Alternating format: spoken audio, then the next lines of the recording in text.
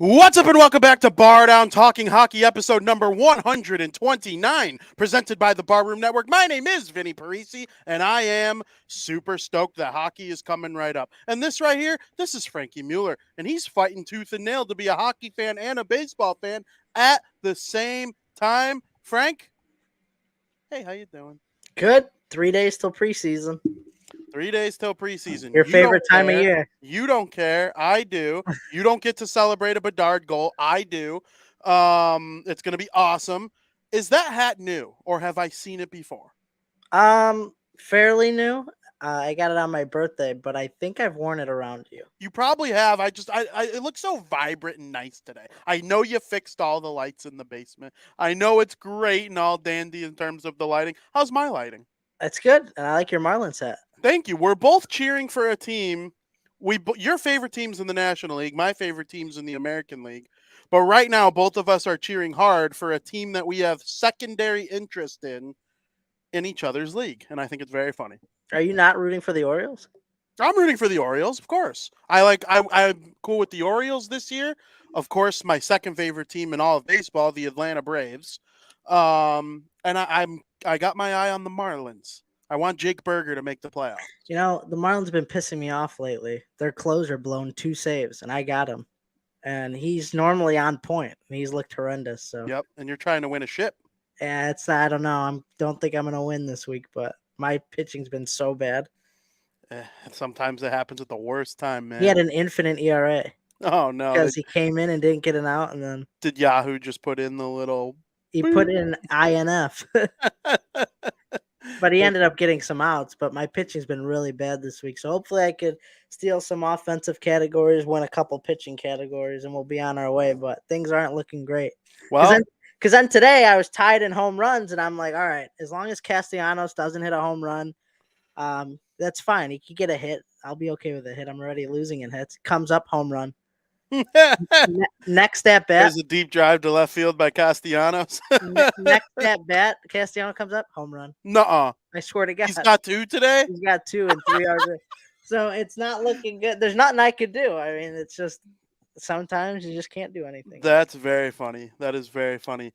I heard really quick before we get into period number 1, I heard that you are already making comments to others about me possibly being chopped in the Guillotine League. Well, you were close. You didn't learn your lesson last year. You were close. Here we are a year later, and history's repeating itself. Care to comment? I didn't think you'd get chopped. First of all. Okay. I didn't say you did. No. I just think it's very funny that there's already discourse out there about me getting chopped. And I had 5 near-death experiences last year. I actually thought it was impossible you got chopped unless, like, your guy got injured. Yeah, they would have had to, like, get hurt in the first play of the game like Aaron Rodgers. But you were still there, and I was like, oh, he just got to point it out. He's back to being 9 lives. And then I thought Joe Mandel was going to get chopped. And then he didn't. The waiver wire is tomorrow, right? No, it just ended, I think, at 2 today. Oh. I always thought it was on Thursday, but it's Wednesday. And then there's another one tomorrow. Yeah, I think I was going to go for Jalen Hurts, and then I didn't. I didn't want to spend all that money. It'd be a lot of money. It's going to be a lot of money. The first big quarterback to be chopped, one of the big 4. Over 300 easy. Easy. And I don't know if I kind of like hanging at the bottom because in year 1, I was always at the top, first or second in scoring every week. And you're feeling good about yourself. And that seems to be when it all comes crashing down because you get complacent. You cannot get complacent in the Guillotine League. And if you're fighting tooth and nail every single week, you don't get complacent. You start spending money. I think that is a key, if you will. But enough fantasy football talk. We will get into some heavy, great football conversation in period number 3. But we got to start with the division named after my favorite ocean. And it's not my favorite ocean forever. The reason it takes the stake as my favorite ocean is because it's the only ocean that has ever touched my skin. So I will say the Atlantic Ocean is my favorite ocean. We are going to talk about the Atlantic Division, period number 1. Hello to Travis as we welcome you into period number 1. He says, "Can't wait, fellas. I'm getting a taste of some early hockey on Sunday. Dallas Stars versus Phoenix Coyotes. What a preseason matchup. He's allowed to enjoy it. Frank, you're not. Um, Is I, Travis from Dallas or Phoenix, or I is don't he know just if he's traveling? he lives there, though. I Oh, know okay. for a fact. I don't know Where? for a fact. Dallas or Arizona? Texas. I don't know what part of Texas, but he went to the Astros game. He came on Crosstown Crosstalk live in line against from White Sox Astros in the first week of the MLB season. Mhm. Travis is a Texas boy. I don't know if he's from there, grew up there, born there. He is probably typing away the answer in the chat as we speak, I would assume. But very excited for the Dallas Stars this season. And hey, I'm excited for the Coyotes. I think they have potential to be like a competitively bad team, and maybe they'll pull a Kraken. It's always very possible with these lower tier teams that aren't like the Sharks, right? Like the teams that you or the Flyers, you just know for a fact. Mhm. The Coyotes aren't a factual bad team right now. They're what we Right. think might be. But those two teams don't play in the Atlantic Division. We are going to grace you all with a bona fide preview of the Atlantic Division right now. Travis says he's from Illinois and has lived there for a few years. Awesome. You don't have to deal with the BS winters anymore. Good on you. He's near Austin, which makes the whole Houston Dallas thing. Yeah, that makes sense. Frank, we previewed the Pacific Division last week. You still mostly stand by everything you say? Yeah, absolutely. Yeah, not enough time has passed for either of us to change what we think from 1 week over. I'm Nope. definitely feeling good about the way we previewed the or Pacific Division last week. A lot of agreements. You know, every division will disagree on who might be 4 and who might be 5. That's splitting hairs. A lot of agreements that were pretty clear who the top 3 are. I think we're going to disagree on the top 3 in this division, though, because you're going to have a team in the top 3 that I might not think makes the playoffs. And I Yeah. think the other way around for you as well. And that makes for great conversation. Well, Obviously, we all don't these. go over top 3, right? No, not yet. But I think when we get to our playoff Yeah. predictions, that's how it's going to be. And you always kind of hint at what your playoff predictions are going to be. Mhm. But there's a lot that could change. There could be injuries that happen in the preseason. You know, there's all sorts of stuff that could go down. We will start, Frank, with the possibly the most talked about team on this program. I honestly think they're probably, in all reality, the third most talked about team on this program. The number 1 and 2, you could probably argue it either way as the Devils or the Blackhawks. I think when I'm driving the narrative, it's obviously the Devils. When you're driving the narrative, it's the Blackhawks. But we talk about each other's teams a lot on the show. Toronto's probably in third. So we're going to get them right off our chest to start because we're going to talk about them a lot this season. Frank, what do you like about Toronto? Start off with talking about their top players. We'll start with. Let me get to Toronto. Hold on, VP. Do you want me to send you a picture of the order? Well, I see. Last week you went in alphabetical order, so this week I put all my teams in alphabetical order, and then this week you decided not to go in alphabetical order. I put one And specific team last for a reason, and I put Toronto first for a reason. it's all right. I got it. All right. So we got well, you said top guys. You got Mitch Marner, Austin Matthews, and Nylander, right? The 3-headed beast, and they're back for now. And I'm sure this team's going to excel in the regular season again. You'd be a fool to think otherwise, right? They got rid of Kyle Dubas. They brought in Brad Treliving, and but they also had a lot of additions as well. They brought in Tyler Bertuzzi, Max Domi, Ryan Reeves, John Klingberg. So it should be a very interesting year for the Toronto Maple Leafs. I completely agree. Goal or no goal, the Maple Leafs have at least 2 players break 100 points this season. They had 0 last year. I'd have to say yes because I think they're the most improved team in the division. Okay, I'm saying 2 players with 100 offensive points. Yeah. Okay. Yes, I agree. I think Matthews and Marner both eclipse 100 this year. Matthews has before, Marner never has, but he's been in the high 90s 3 times. This is the year where he gets over 100, in my opinion, because I just think they're probably going to change up the power play a little bit. Sheldon Keefe announced today that William Nylander is coming into camp as a center, which is very interesting to me. That makes me wonder if Tavares is finally shifting into being a wing in his mid-30s. That happens all the time with some of these offensive-minded centers. You know, every now and then you get a Crosby, you get a Taves. It feels like they're never going to not be a center. Tavares moving to Stamkos has moved to a wing almost seamlessly. Okay, I think we named our top 20 centers, but he plays a lot of wing. So same thing's going to be happening for Tavares. I think Bertuzzi's the net front now on PP1. Tavares probably comes down to PP2 to level things out. I would run Riley, Nylander, Marner, Matthews, Bertuzzi. That would be my power play unit if I were Toronto. And then I would have Tavares and Matthew Nyes lead the second group. And, I think that could be a really, really good power play. It could possibly even be second best in the NHL behind who. Mm-hmm. There's a lot of talent there. That's obviously one of my strengths for the team. One of my issues with the team is something that they might have addressed by adding Bertuzzi and Domi, but they're never like assholes to play against. They're just good. They're just really skilled, really talented. But you can kind of push them over when the ice gets smaller in the playoffs. Ice doesn't actually get smaller in the playoffs. I think there are people that believe the talking heads when they say that, like literally.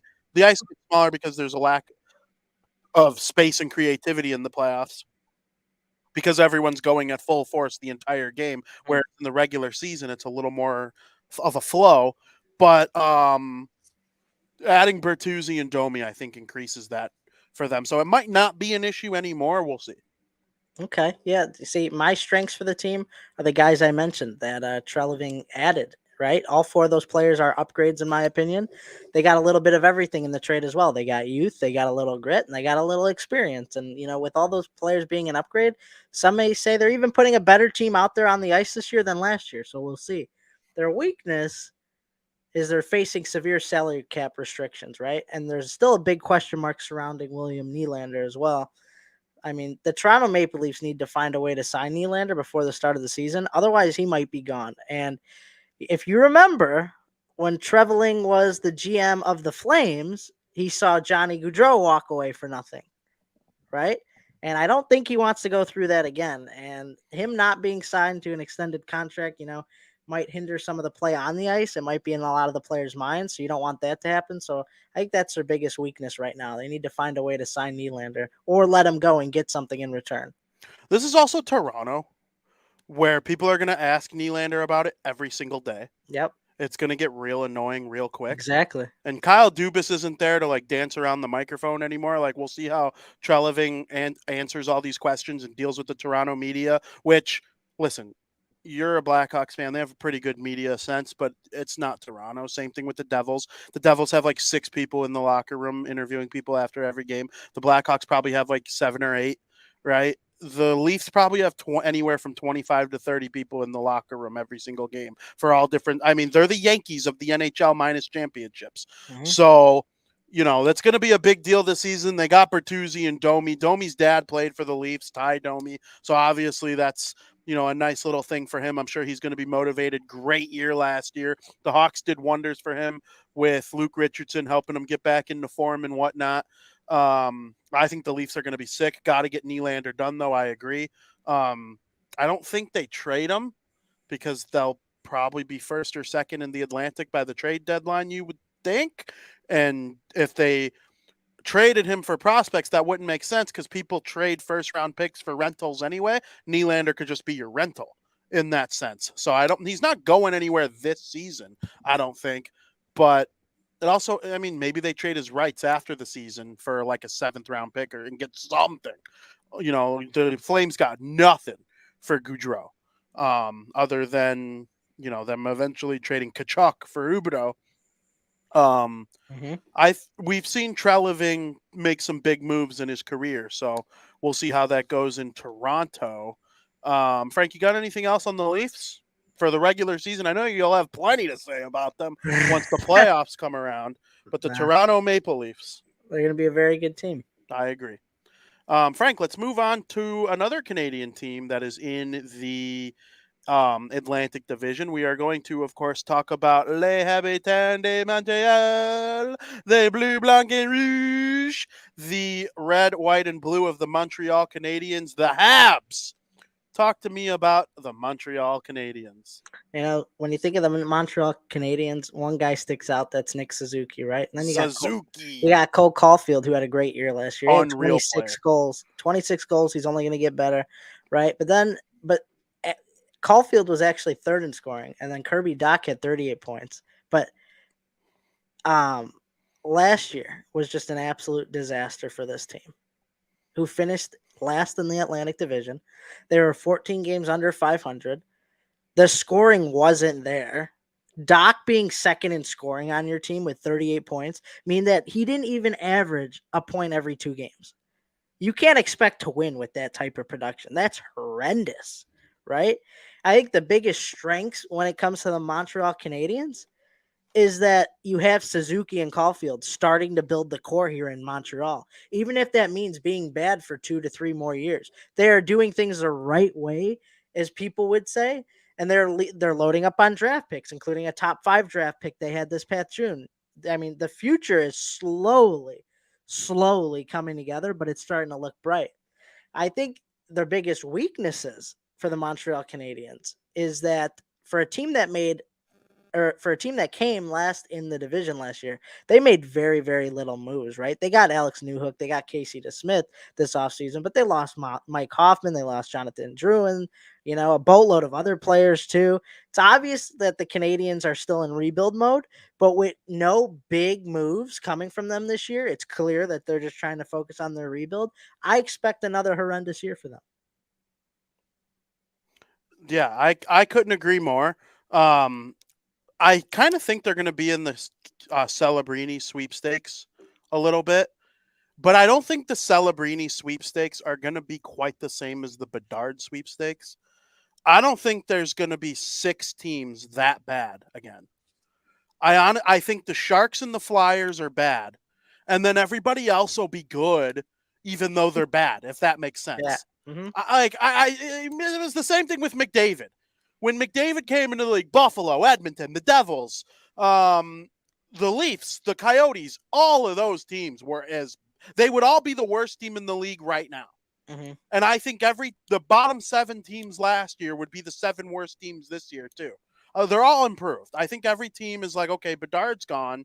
He's not available to us anymore. Celebrini's great. We're going to try and get him. But we're not going to be puke on the ice bad like the Hawks, Blue Jackets, and Ducks, and Coyotes, and Sharks all were at the end of last year, and including the Habs. I think Martin St. Louis is the perfect coach for a guy like Cole Caulfield, because Cole Caulfield is like a diet Martin St. Louis. He's an undersized goal scorer. Do I think Cole Caulfield is going to win a scoring title one day? No. But could I see him scoring 35, 40 goals in a season? Absolutely. Mm-hmm. He might even be able to have 1 or 2 years where he tucks 50. I think that highly of his shot. But as far as Montreal goes, I don't think they're that great. They obviously came in last place last year. A lot of their season will come down to Uri Slafkovsky, the first overall pick in last year's draft. And I have a tweet in my drafts. That's how I keep my Twitter going when I'm like taking a poop or sitting there watching TV. I write tweets in my draft and I save them just so the Twitter account's always active, always has engagement, whether I'm paying attention or not. I could quickly just fire off a tweet that's already written. I don't have to think twice about it. I think that's one of the keys. But anyway, in there, I have a tweet ready to go of, would Montreal Canadiens fans be happy if Uri Slafkovsky turned in to Timo Meier? If he became a Timo Meier replica, would you be okay with that? Frank, if you were a Habs fan after the disaster of a rookie season that you saw from Slafkovsky last year, would you sign up right now for him to become Timo Meier? Absolutely. 100%. You'd be a fool to say anything otherwise. Okay, and well, the reason I think it's like a question that'll get some engagement is because Timo Meier as a number 1 pick, he went 8th overall in his draft, or 7th overall to the Sharks, and he became a very good player. He was in McDavid's draft. Okay, like he's a great player. He's not like a super duper star though. I would consider Timo Meier a star player. Mm-hmm. He got a contract 8x8 that he earned. That's a star player. Absolutely. But he's not a superstar. Nobody's naming him in the top 50. No. He's not a top 50 player. He's a top 100 player. He's a star player. if Slavkovsky became that, I'm sorry that he was the number one pick. If the draft were redone, he'd probably go 5th or 6th. But if he became Timo Meyer, I think Habs fans That would be great, especially for their thrilled. rebuild. Yeah, They would love to have a guy like Timo Meyer on their team right now. 100%. Exactly. So I think it'd be great. But I think they were expecting like a Getzlaff or, not Taves, because Taves is different. I think I thought of like, who's like a big time heavy Svechnikov. A guy like that is who I think they were expecting from the number one pick. If you get Timo Meyer, though, big body, net front on the power play, great shot, scores tons of goals, a ton of hits. Mm-hmm. Okay, I think Timo Meyer second in the NHL in hits since coming to the league. Only Ovechkin has more for forwards. Yeah.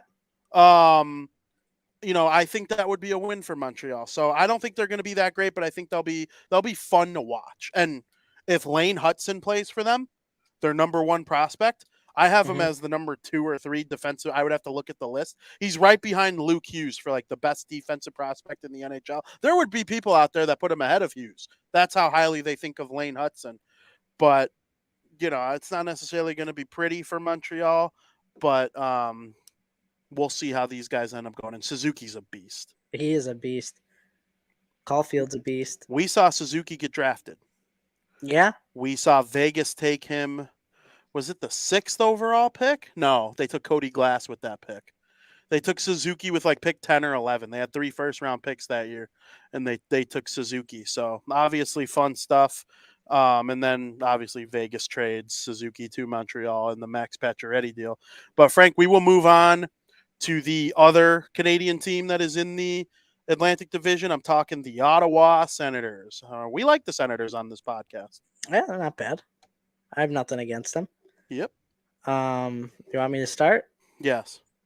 I gotta find them. VP's going nation by nation. I am actually. Yeah. I'm going nation by nation, and then the northern United States to the southern United States, and then I think you know who I'm ending with. All right. Well, the Ottawa Senators. We've talked a lot about Tim Stützle on this podcast. He was on one of our top lists, top center lists. Then you got Brady Tkachuk, Claude Giroux, newly acquired Vladimir Tarasenko. This is a team that is almost, I would put them in the same boat as the Red Wings and the Sabres. I mean, I think a lot of people lump those 3 teams together because they're all young. They're all on the rise a little bit, right? They got rid of DeBrincat, but they also added Kubalik and Tarasenko to try and replace DeBrincat's production. Ultimately, it should be interesting to see what type of year they have. I don't know necessarily if they will replace that production, but we'll see what the Ottawa Senators have in store for us this year. Yes, I couldn't agree more. I'm kind of distracted a little bit. There's something crazy going on in Chicago Bears land right now. Defensive coordinator has been missing for a week. He was away from the team this weekend, and Eberflus was calling the plays on defense. And with Alan Williams gone, they thought it was like a personal matter. So people are assuming like a death in the family or he's sick or something like that. They raided his house and have raided Hallis Hall to investigate something. So like it's bad news in Chicago Bears land right now. They're 0-2, they stink. But back to Ottawa. Sorry, I didn't mean to cut you off. I know the Barroom Network is going to be all over this story because it's the biggest story in Chicago media right now. Yeah, seriously. Not even just like all of media, not even just sports. But yeah, the Ottawa Senators, I think they're great. But I don't think they're like. I think great's a strong word. I think they're good. They're really good. They're really good. They're not great. Yeah, I think so. I'd say it goes good, really good, you're great. Yeah. They're really good. Where you say they're good. I have to see more. We'll see. I think they have a really good core being built. Yeah. I will say I think they have a great core being built. I love Sanderson. Okay. I love Brady Tkachuk. Tim Stützle doesn't get the praise that Brady Tkachuk does, but he's actually the best player on the team. Stützle is. Josh Norris, unreal defenseman. I just think all these players, we talk about them all the time. Shabbat, he's unreal. Okay, they got all these guys signed long term, and they're just the things they do with their young kids is very interesting to me. Giving a kid that just played his rookie season an 8x8 is very crazy. I don't think I've Yep. seen necessarily something quite like that, but neither of us hated it. No. We both recognize there's some risk, but neither of us came on this show. You were shittier about 40 goal scorer Tage Thompson having a good contract, and you saw way more of proof from him, but that just speaks volumes about Sanderson and what we think of him as a young defenseman. He's a really good player. Do you have strengths and weaknesses for Ottawa? Yeah, so I'll start with my strengths. Their strength is their defense, and their goaltending is going to be a lot better off, right? I love that Jonas Korpisalo is going to come in and be the main guy here in Ottawa. He's been a backup nearly his whole career, and him getting the opportunity as a starter could often lead to big things for guys who, get that opportunity. It could also backfire on them as well, right? Because he hasn't been the greatest of backups, but he's been able to get the job done. Hopefully, him as a starter, maybe really kickstarts something later in his career, but they also have Shabbat and a full year of Chikrin in the mix, being on the top of their defensive pair. Jake Sanderson, Drake Batherson will most likely find themselves on the second line pairing, and their defense, of course, really, really coming along nicely. And I think that's why we saw Sanderson get the contract that he did, because the Ottawa organization knows how crucial he's going to be in this building up this defensive core. So there's some great, great strengths going on for Ottawa. However, their weaknesses, they're just, a middle of the pack team that we said maybe good, maybe really good. However, I think they take a step back this year offensively. You know, this isn't going to be a good sign with just missing the playoffs last year by only 6 points. Hopefully, Tarasenko could provide a decent amount of offense, more than what we saw in New York, and help excel this team, to new heights. But I think that's going to be very hard to accomplish and very hard to replicate. I think their offense is their weakness this year. I think they really took a step back, and missing the playoffs by 6 points last year, and you get rid of a good chunk of your offense, and you take a step back on offense. It's like, how do you improve? I mean, it's great what you've done defensively, but you really need to improve offensively. Yeah, I mean, I'm with you. I do think Stutzla probably cracks 100. We'll see. I like Tarasenko and Giroux as the veterans in the forward group, and we'll see what happens with Brady Tkachuk this year. This is kind of the part of the career where, like, Matthew started to take, like, that step from being a really good power forward to, like, a superstar power forward. We'll see if Brady Tkachuk is able to go from being an 80-point guy to being a 90-point guy or a 100-point guy. Those guys are obviously just a tad bit more dynamic, and I think Ottawa will be better off for it. Kubalik being added to the group as well, obviously, something that's interesting. We'll see what happens, but I'm excited to watch Ottawa. They have some of the best jerseys in the league. Yeah. All three too. The white, the red, and the black are all just so sick. We'll see what happens with their goaltending, but that is the Ottawa Senators. Frank, another team that's kind of in the same mix, and all three of these teams are probably fighting for the same playoff spot, is the Detroit Red Wings. The Detroit Red Wings finished as one of the middle of the pack teams last season. They added Alex DeBrincat. I think there's no doubt that that is going to be a boost to their overall team dynamic and the way they score. They have Dylan Larkin, Andrew Kopp. Obviously, Fabry's there on defense. They really like Ben Sherratt. Added Shane Gostisbehere to a one-year deal. I don't love their defense outside of Moritz Seider, who's one of the best defensemen in the NHL, and he's on a rookie contract, so we should see his extension come up real soon. I'm sure he'll get 8 or 9 million, similar to the Sanderson contract, maybe a tad bit more. Based on the Sanderson contract, I think Seider's better. He might get like 10. I mean, this kid's gonna get freaking paid this offseason. But what do you like with some issues, and what do you dislike with some weaknesses when it comes to the Detroit Red Wings? Well, the Red Wings have a very young and great core that they're building. They're doing everything right to become competitive again, right? And I think that the biggest strength is their young talent and Seider and Raymond. Moritz Seider won the Calder 2 years ago, and Raymond came at 4th in voting. How often do you have 2 Calder candidates in top 5 voting in the same year? I mean, they're clearly developing a ton of talent, right? The addition of DeBrincat should help them a lot as well. When you look at their roster, they don't have what you would view as that elite player yet. it might be coming. But, if the Red Wings were to make a run, having DeBrincat on the team is definitely going to help develop these young players more, and I think that's great. You already got Dylan Larkin. We didn't mention him. Jeff Petrie came in. Hull, you mentioned Ghost a little bit, and they got Reimer as well in the mix. So it should be interesting to see what happens with all those players and how they help develop the younger talent on this team. The weaknesses is they made a lot of good moves, but they haven't made any moves that made me go, wow, right? DeBrincat coming to the team didn't make me go, wow, right? It's great. And I think that that'll make a difference eventually. But look what happened when Alex DeBrincat went to the Ottawa Senators, right?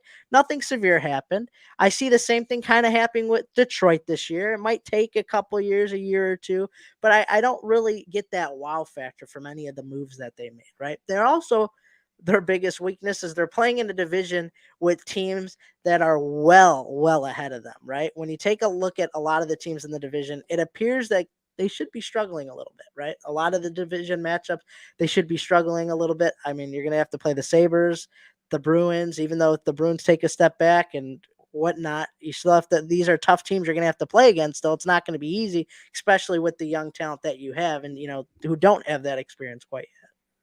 Understood. I'm kind of with you. You look at the Atlantic Division and every team outside of Montreal, they all believe they're good. And it's like, okay, well, 4 of these teams, maybe 5, depending on how the Metro does, probably 4, though, are going to miss the playoffs. And it's like, okay, which of the 4 is it going to be? It's going to be 4 good teams. I'm sorry to say, I think the Atlantic Division is right there for the best division. And I know I said Pacific, and then I did think about it and go like, oh, actually, the Atlantic is better.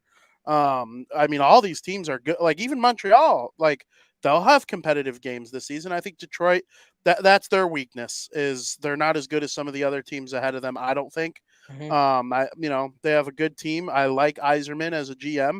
Obviously, he gets a lot of credit for what's going on with another team on this list, the Tampa Bay Lightning, and the success that they've had. We'll see what happens. I would love to see Dylan Larkin, Mr. Portillo's himself, take a step above.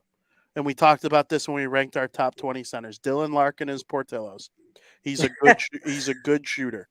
He's a good passer. He's a net front guy. He's a good leader. He's not the best leader. Okay, there's 10 other better captains, maybe more. He's not the best shooter. He probably is not even a top 30 goal scorer, but he's a good goal scorer. He'll probably be top 50 in scoring, but he won't be top 10. He's Portillo's. Portillo's has the second best hot dog. Okay, Nana's and Gene and Jude's, all these are better than Portillo's. The burgers. Portillo's burgers are phenomenal. I think they're great, but they're not Five Guys. They're not In-N-Out. They're not, they have the same thing with the beef sandwich. Al's, probably a better beef sandwich.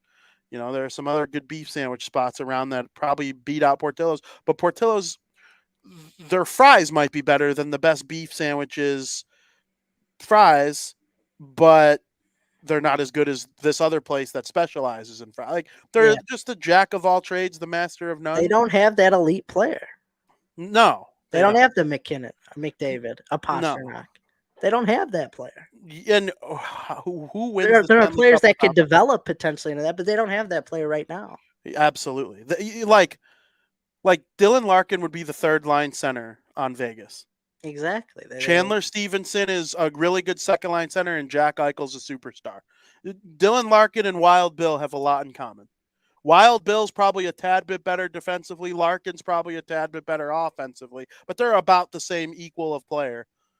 And he's their captain and best player. William Karlsson's probably like the 5th best player on Vegas. And that's the difference between being a good team and a Stanley Cup. I mean, even Ottawa. Ottawa's got Tim Stützle. That's their elite player. They're like, once again, the Red Wings don't have a Tim Stützle.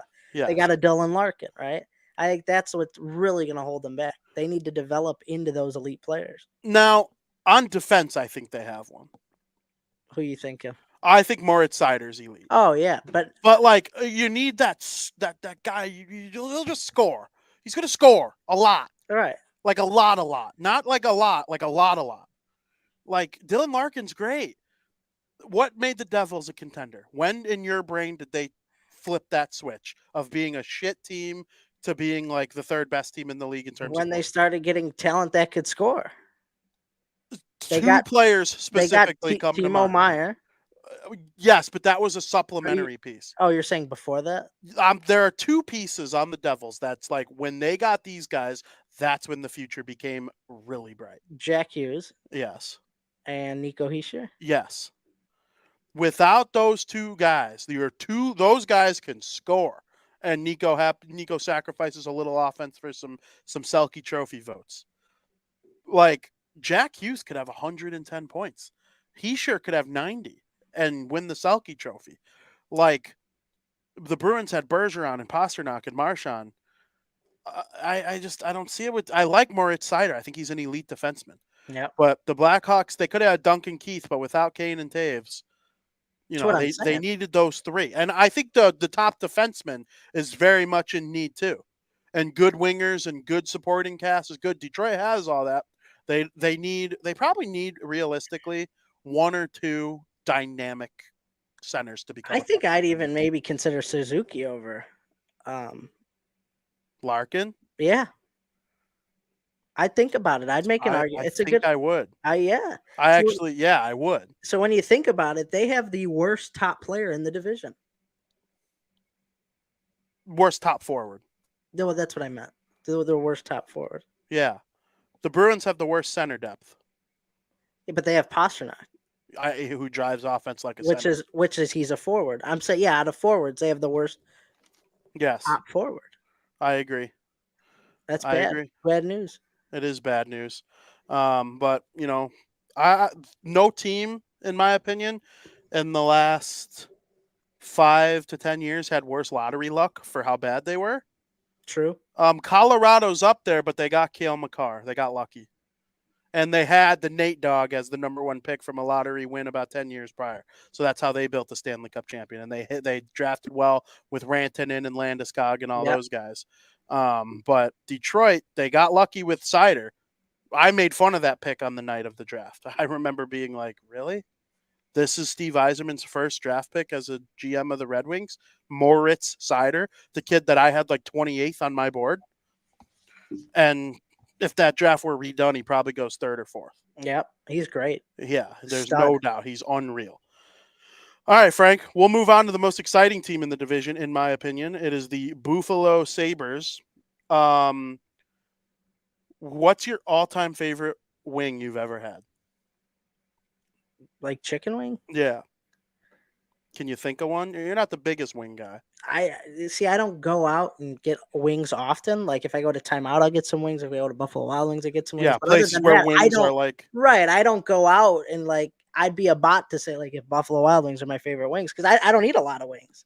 If that's your favorite wing, though, that's your favorite wing. I think it might be. I haven't gone out and tried a lot of different wings. Now, if we went to Buffalo, because I know you like the Bills, and I've been, circulating in my head because our cousin Kayla also likes the Bills. I think it's a great idea for a cousin's trip because they all like wings. We've all gone to Timeout together. I have Pops. I have destroyed wings with that side of the family. Probably more. I can't count the amount of times I've eaten wings with these people. I think it'd be great if one year we joined Bill's Mafia for one weekend. I would love it. We all either drove or flew. Yeah, and someone's going through a table. I think I would do it.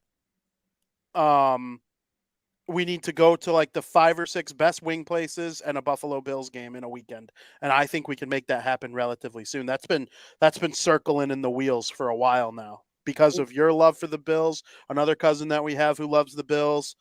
Just general love for sports and football and eating amongst our group. I think the Buffalo would be a great spot. Here's the problem though. I'm not a fan of buffalo sauce that much. I like but these wing places have all sorts of flavors. But I feel like if you go to Buffalo, you got to get some buffalo wings. See, I thought that too, but all these places are like known. Yes, that's Buffalo. It's home of the buffalo wing. I'm sure you would try one. Yeah, I would. Restaurant. I love buffalo chicken dip. But it's like Okay. on a wing, I don't want buffalo sauce. Understood. There are some places that probably exclusively have buffalo sauce, but like you go for the experience. It's buffalo. And there are going to be places that Absolutely. have outstanding barbecue wings. I think that's going to be a thing too. So we need to get out to Buffalo and Do see a it. Bills game. Absolutely. We'll plan that sometime. But the Buffalo Sabres. I think Buffalo deserves a good hockey team. They have a good football team now. It took 100 years to get that done. And a lot of luck in the draft with Josh Allen being the fourth quarterback drafted, and he's the best of them all by far. Um, I want the Sabres to join them.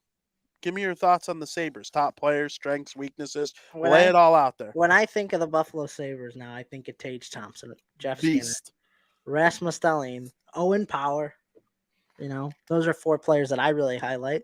Tage Thompson continues to be a beast. I was very wrong about Tage Thompson, and I'm happy for him, and I'm happy for the Buffalo Sabres, right? Their biggest strength, they have a tremendous offense on paper. The Sabres didn't make a lot of moves this year, but they didn't have to. This is one of the few teams they didn't have to make a lot of moves. The Sabres just missed the postseason by 1 point, finished 9 games above 500. They didn't need to address any major issues on offense. And because of that, they're running it back with the same probably it's one of the most underrated, potent offenses in the league, in my opinion. But the biggest weakness, something they have to address, because what I'm about to tell you is it's going to blow the minds of a lot of people, I think. Their defense was terrible. If their defense was just a tad better, they could have secured an extra win or 2 and saw postseason berth that fans have been dying for, right? The Sabres, this just shocked me when I heard this. The Sabres gave up 300 goals last year. Only 7 teams, including them, in the NHL gave up 300 or more goals, and every other team besides the Buffalo Sabres had 81 points or less, meaning they stunk. Yeah, And the that's like Buffalo's, that's like a good threshold of stinking. yeah, and they gave up 300 goals and were in the mix with those terrible teams and had 91 points. 1 point out of the play. That just shows you how potent their offense is. I think they got a top 5 offense in the league, to be honest with you. I would argue that. And to help that, they tried to help their defense out a little bit. They brought in Eric Johnson, Connor Clifton. I mean, are these guys going to be elite? No, but they had to do something to address their defense. They didn't have to address the offense. Their D has to be better this year if they want to succeed, which I think they will. I do too. I'm looking at their offense. I mean, Skinner's unreal. Tage Thompson's on a steal of a contract now. Yep. I love Dylan Cousins. I was anti Dylan Cousins in the draft. Our good friend Tommy M. We love you, Tom Mangarelli. He's a big Dylan Cousins fan. I was so wrong. I didn't think he could play center. It was my biggest thing. I watched his junior games and on his highlights and all that. I wasn't sure he could be a center in the NHL, and I thought that might be like an issue. He plays some left wing with Buffalo, obviously, but you go out there, you have him. Victor Olofsson is a really good player. Alex Tuck has been awesome for them. Middlestat is finally starting to look like the first round pick that he was selected to be. He's only 24 years old. I hate when people turn on guys so quickly when they're 22, just because Middlestat wasn't as good as Heischer or Elias Peterson, Cale Makar, the other good players from the draft. That doesn't mean they stink long. You got to give these guys time sometimes. All right. Zemgus Girgensons is a good middle six for it. They still have Oposo as their captain. They got Tyson Jost now. Their defense, it was terrible last year. I mean, it didn't help that their goaltenders are Ukko-Pekka Luukkonen and Eric Comrie right now. Oh, I didn't even mention Jack Quinn, who's currently on injured reserve, but I'm certain he'll be ready to go for this season. He's a really good goal scorer, too. That's only going to get better as time goes on. Oh, I was really high on him in his draft year. I think Rasmus Dahlin and Owen Power could be 2 of the 20 best defensemen in the NHL. Mm-hmm. And they're going to be another year better this year. Owen Power's 20. That means last year as a 19-year-old, there were definitely some mistakes that led to the puck being in the back of the net for the Buffalo Sabres. But when he was playing well, you saw a superstar potential.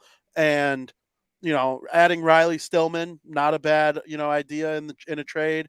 They have Yoki Haru, who, even though he's not like the player that I thought he might be when he was drafted, getting rid of Alex Nylander for Yoki Haru is still to this day a smart move for Buffalo. He'll contribute, I'm sure. And then they have Matthias Samuelsson on a long-term deal. Rasmus Dahlin makes $6 million this year. This is going to be the last year that he makes under 10. So if I'm Buffalo, I'm trying to get into the playoffs now. The contract extension is coming. My article for Puck Pros on Rasmus Dahlin getting his contract extension done is finished. I'm just waiting for it to be announced. And I'll plug in the right number when it comes out to. It's done. I know it's coming. I know it'll be probably. I predicted the Bruins news from today happening yesterday. I think that'll happen probably by maybe even by Friday. We'll see, though. It might take a little longer than that. They have all year to get it done. But yeah, Buffalo's unreal. They're going to score a crap ton of goals if they could get good goaltending. We'll see. I don't know if they make a trade. Do they go for someone better? I don't know. Do they like Ukko-Pekka Luukkonen in the long term? He's only 24. Eric Comrie's certainly not the answer. He played one game with the Devils 2 years ago when they had 7 goalies play, and brutal. So we'll see what happens with Buffalo. I like their chances of being a really good team, though. So do I. All right, we'll move on to the most contentious team in the division, I think, right now, and it's not the Maple Leafs, believe it or not. I'm talking contentious between me and you. It's, of course, the Florida Panthers. After coming off a year to the Stanley Cup final, and Matthew Tkachuk came in third place for the Hart Trophy as the league's MVP, and they have other great players like Barkov and Verhaeghe and Ekblad, and is it Mackenzie Weegar? Is he the one on the Panthers now? Just unreal good goaltending from Bob last season. We'll see if that can continue. My issues with the team is Stanley Cup loser hangover. That hurts teams a lot. We've seen it hurt teams a lot. The Stanley Cup finalist that didn't win the cup sometimes does regress a little more than the team that won it. Which makes sense. They didn't win it for a reason. Vegas was better. But I still think Florida's a really good team, and their strengths are that they're still hungry. They got so close, and they did it. And they were playing playoff hockey for a lot longer than everybody else that made the playoffs last year because they had to get in on the last day of the season. Now, Keith Tkachuk, some of our older friends might have seen Keith Tkachuk play for the Blues back in the day and amongst other teams, scored a shit ton of goals. He called them out on the radio. He's like, yeah, my son Brady's Ottawa team's 10 times better than my son Matthew's Florida team. And he didn't mean it like they're better because they weren't better at any point, even in the bad parts of the regular season for the Panthers. They were always better than Ottawa. They were always higher in the standings. But there was like a sense of softness to Florida. And the Senators, they play a gritty, mean, FU type of game. Everyone's a D-hole on that team. That's what Walt meant. And from that point on, the Panthers went on a run. Yep. And they made it all the way to the Stanley Cup final. They ended the regular season a team on fire.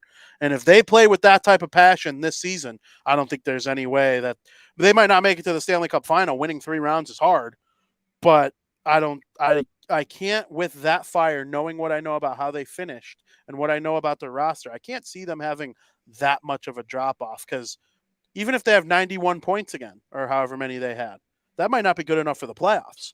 Well, that things change all the time. What the 8th seed has, we've seen years where the 8th seed has 98 points. I think 2 years ago when remember when it was over in January and the top 8 teams were like it. Yeah, that could happen next year. We'll see. But yeah, that's my thoughts on the Florida Panthers right off the gate.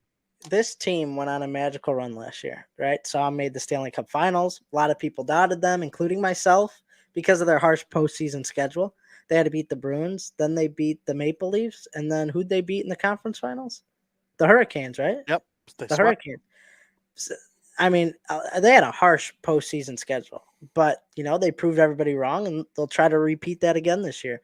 And their biggest strength is they got Matthew Tkachuk, right? He makes everyone on this team better. I think if Matthew Tkachuk goes down, this team goes down in flames. He's a player that gets in other players' heads, and you can't say that about every top guy on every team, right? McDavid doesn't really get in other players' heads like Kachuk does, right? McKinnon doesn't get in other players' heads like Kachuk does, or like Jack Hughes. He doesn't get in other guys' heads like Kachuk does, right? That's what makes Matthew Kachuk very, very unique, and I think that's a big strength, and they could use that to their advantage. But it's got to stay healthy, because if he goes down, this team's going down. Their weakness, they need Bobrovsky to step it up during the regular season. Bob did not look like himself most of the year last year until they got to the postseason, right? They also want to start, or they also will start the season a little injured on the defensive side of things. They'll be missing Brandon Montour and Aaron Ekblad to start the season. They're going to need their support players to step it up a little bit and not be defensive liabilities this year. They're going to have to help out Bobrovsky and company in the net, because it's not going to be easy for goaltending at the start of the season, right? They're probably going to have a lot of shots come to the net. They're going to get outshot most of the games. That's what I'm predicting. And their goalies are going to have to play to a very high level with two key defenders out. And, Spencer Knight should make it back into the fold this year. I love Spencer Knight. I got a lot of faith in him. Maybe you give him the chance to be the starter this year. But Rob, goes back to what we saw last year during the regular season. Try to mix things up a little bit, but I don't know where the Florida Panthers are. I don't know where I got them yet. I don't got them great, but we'll see. I don't know. I need to make a self-correction. I said Mackenzie Weegar. I meant Brandon Montour. I get those two confused all the time, because Weegar went back to Calgary That's right, in the Huberdeau Kachuk trade, and Weegar kind of stepped up Montour stepped up in Weegar's spot and basically took all his minutes and took all his points too, and played very well, if not better. So that's why I get them confused, because he literally just completely replaced them and did just as good of a job. But yeah, Florida, I don't know where I'm going to put them either, to be frank with you. I do.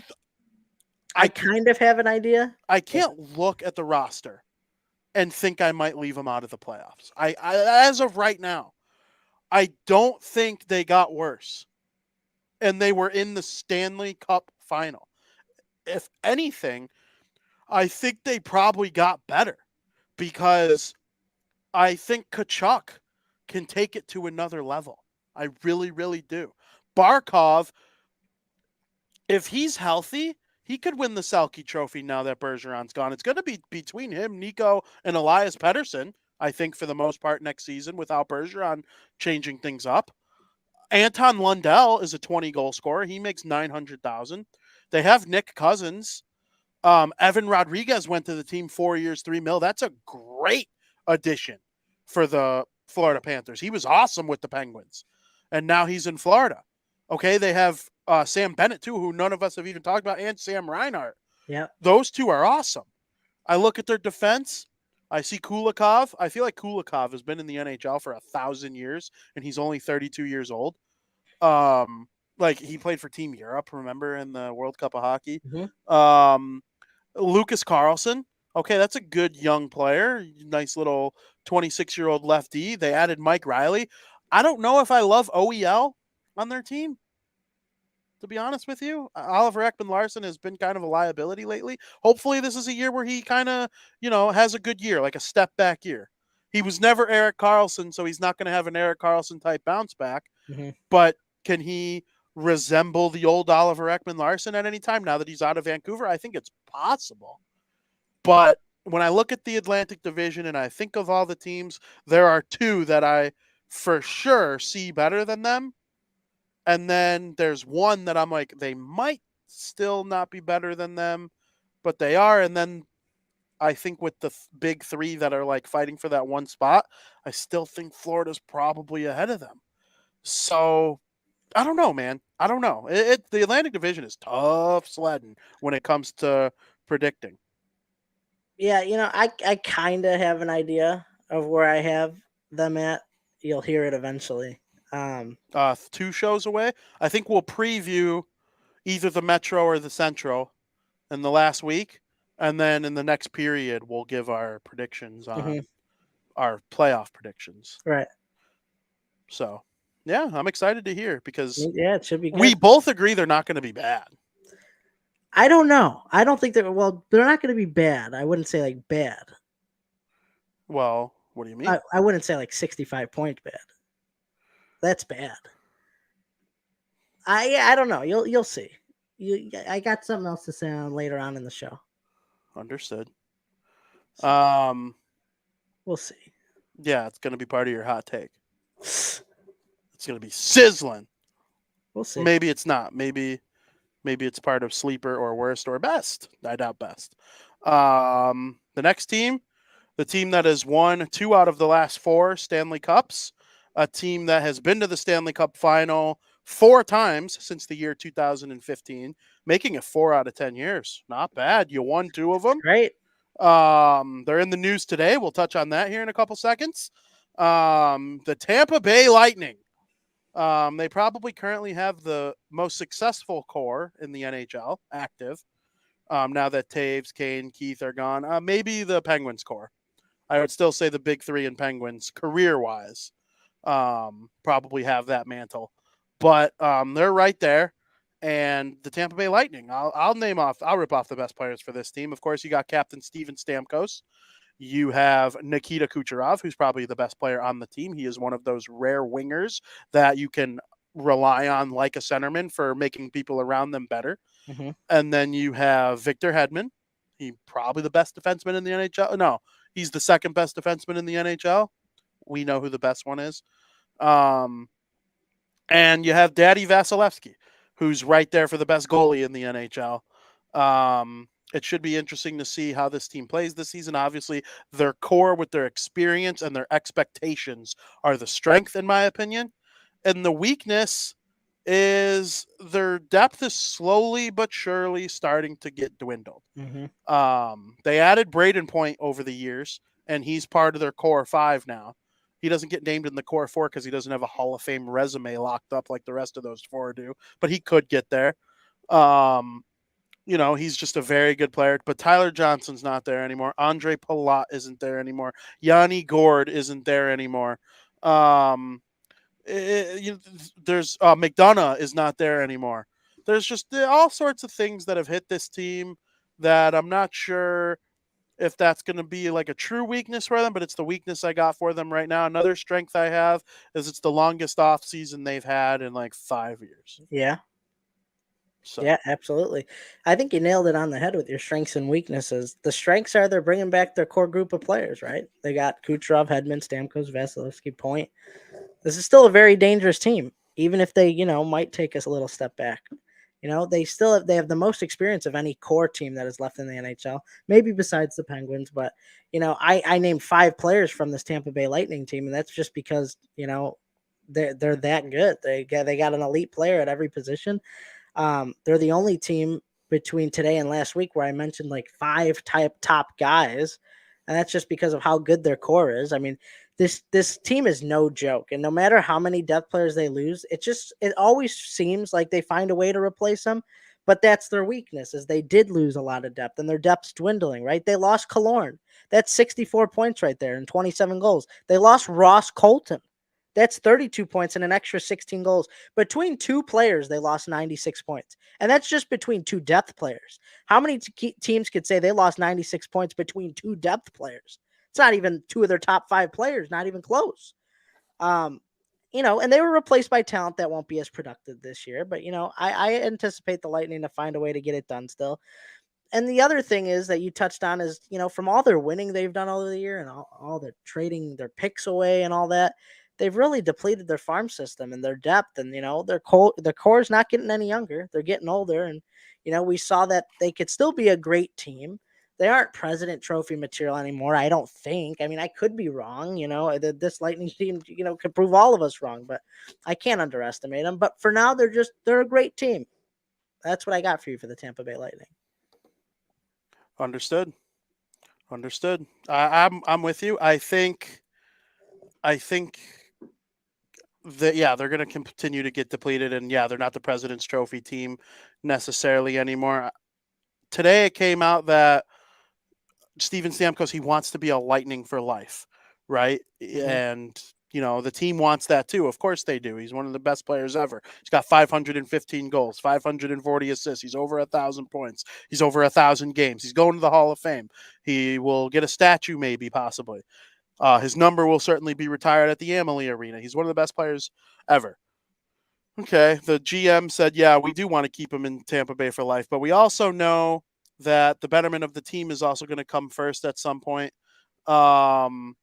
And that is important, and he's going to want a lot of money again. Do we give a 35-year-old $8 million? That's obviously very difficult. So I'm not sure what Stamkos' future with the Lightning is beyond this season. That day, you'll remember the day.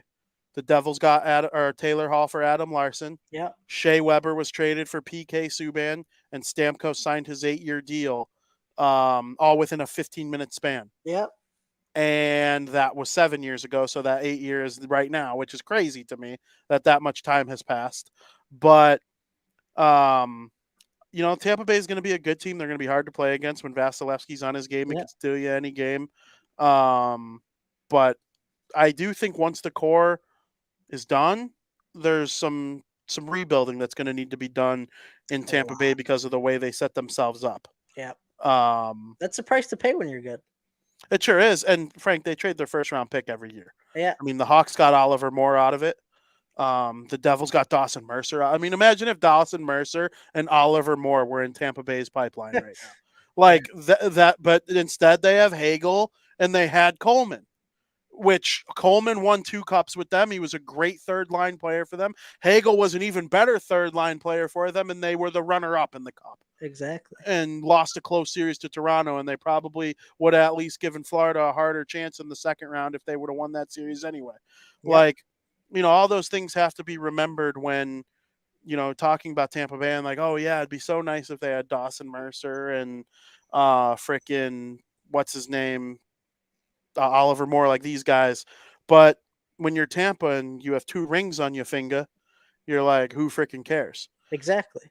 But yeah, do you have anything left on Tampa Bay? I still expect them to be a great team this year. So regardless of, I do think they'll take a step back, maybe a little bit potentially, but I still expect them to be competitive and have a pretty good year. Do you have any words for Luigi as he decides to frickin' bark right next to me? He's our official mascot of the show. He's a clown. I think Joey Parisi's home, and I think that's what he's barking at. Go get him. Go get him. Sick him. Sick him.